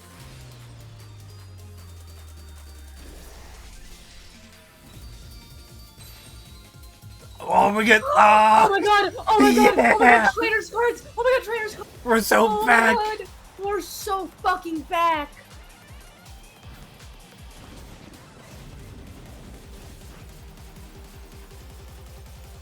It's the goat! Oh, life's good. Oh, life's good. We are eating. Oh my god. So good for battle partners. Oh. Yeah! Oh my fucking god. Oh! Show him to me! Show me him! It's the fucking goat! The goat, baby! Yeah. Natural! Natural!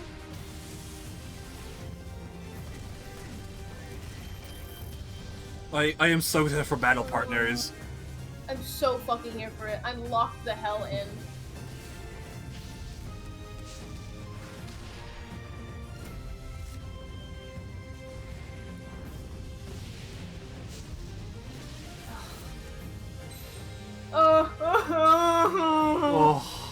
Oh, there he is! There he is! Oh! Yeah! Oh. Yeah! Oh my god! Oh my god! Yeah, there's the freaks. Oh my god! Mew! Fucking. Fuck! I hate Pokemon. I love Pokemon. We get battle partners and the Team Rocket set back to back, baby. Oh! Yes! We're so fucking back! I love the TCG so much. I love cards! I love Pokemon cards! It's been a while since we had like trainer cards at that. Oh, so long. It's at least like Gen 5. Maybe later, but I knew like a few. Oh, I'm sorry. I can't even think about it. I'm just so excited. Yeah. I'm so excited. I'm looking this up right now. No, don't look it up. We got more important shit to look at. You're right. Shut up! Lock the fuck in! 次の世界大会の開催地を見てみましょう。 Now we're about to close out our event here in Honolulu. I would like to take a look at the future of the Pokemon World Championships. Let's no see where we're PLZ going moves. next. That's alright. Honestly, not a big deal. Where are you? Oh, they grabbed him.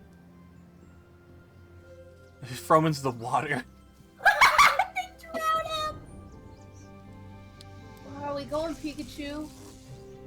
Pikachu, where are you going? Please don't be tourism. Please don't be nasty tourism. Orange.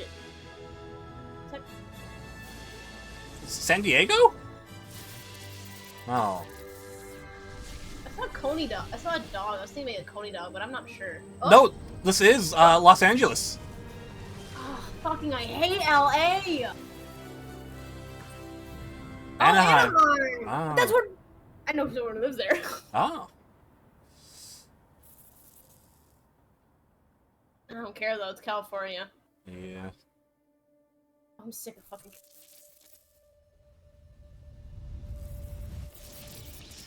Oh?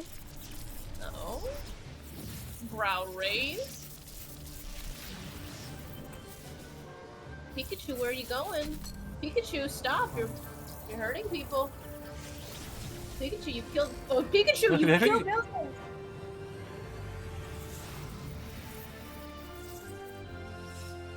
Why are you at the Chase Center?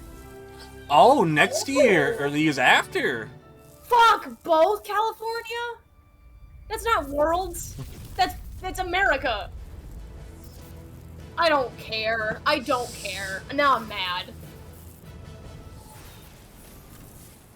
Alright, I guess. Yeah, I guess. I'm pissed.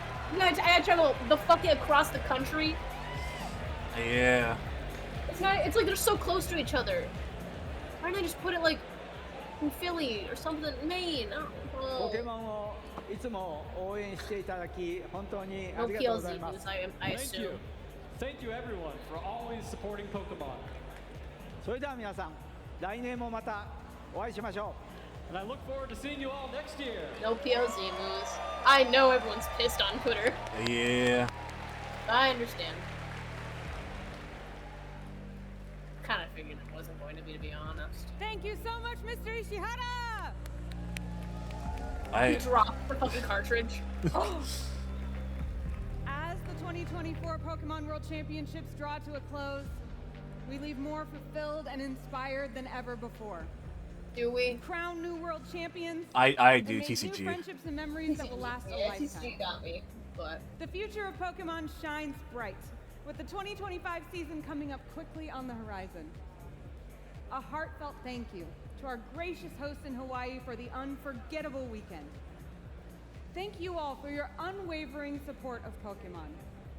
Until next time, trainers, stay strong, stay passionate, and we'll see you in the next chapter of our incredible journey. Bye for now.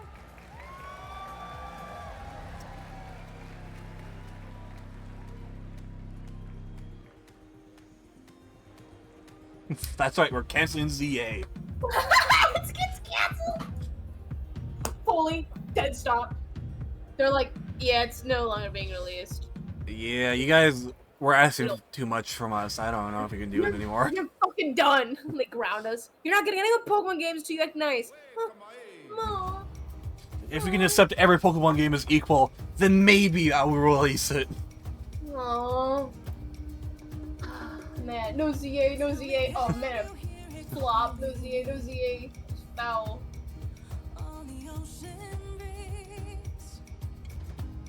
I'm just gonna vote. Thank God, no ZA. I did not want to hear anyone.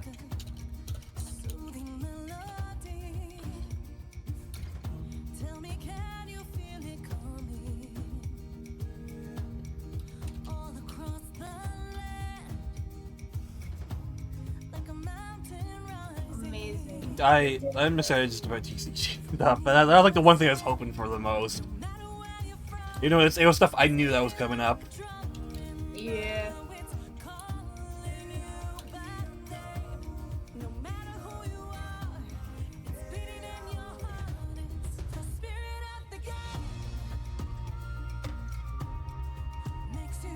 Why are they both California? No one goes to that expensive read. Post credits in my life is yours. You keep an eye out for post credits. Sometimes. This isn't a Marvel movie, but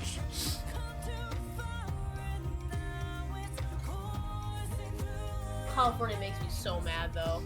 Especially like it's not even just California for one, it's California for both. And back they're to back. there. Anaheim and San Francisco are like, aren't they super fucking close? I believe so. Let me look. It is never mind. It's a 6-hour drive. But the concept stands. That they're the most populated, expensive place.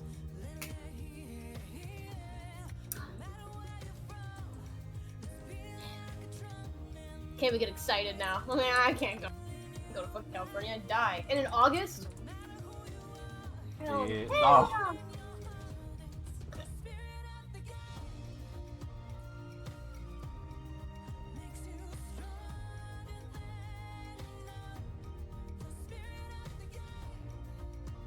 I'm watching it, hoping, praying, maybe. Maybe there might be something. Not that I super want it. But you know. Well, TCG. Yeah. Honestly, the highlight. Peak. What was the upcoming set called again? Peak. I know it was Battle Partners, and I think it's Team Rocket's Glory. Possibly. Yeah, it sounds about right. Yeah. Crazy, noisy. Bizarre town.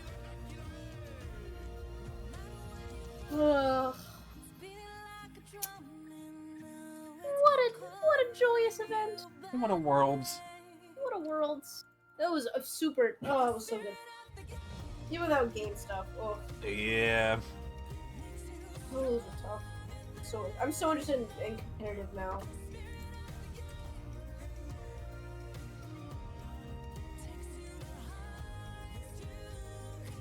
Time to play Smoggin? We could. We could. I'm not gonna do it on stream though. I just meant after. Yeah. Here. Oh, there's always Sandland. Ooh. Ooh. Smoggin then Sandland. Yeah. Well, let's go find a raid. I have Drew open at the moment. Oh yeah, Drew. Ruby. God, there's so many people streaming. Yeah. I'm guessing that's gonna happen after none of this, but so. There yeah. we go.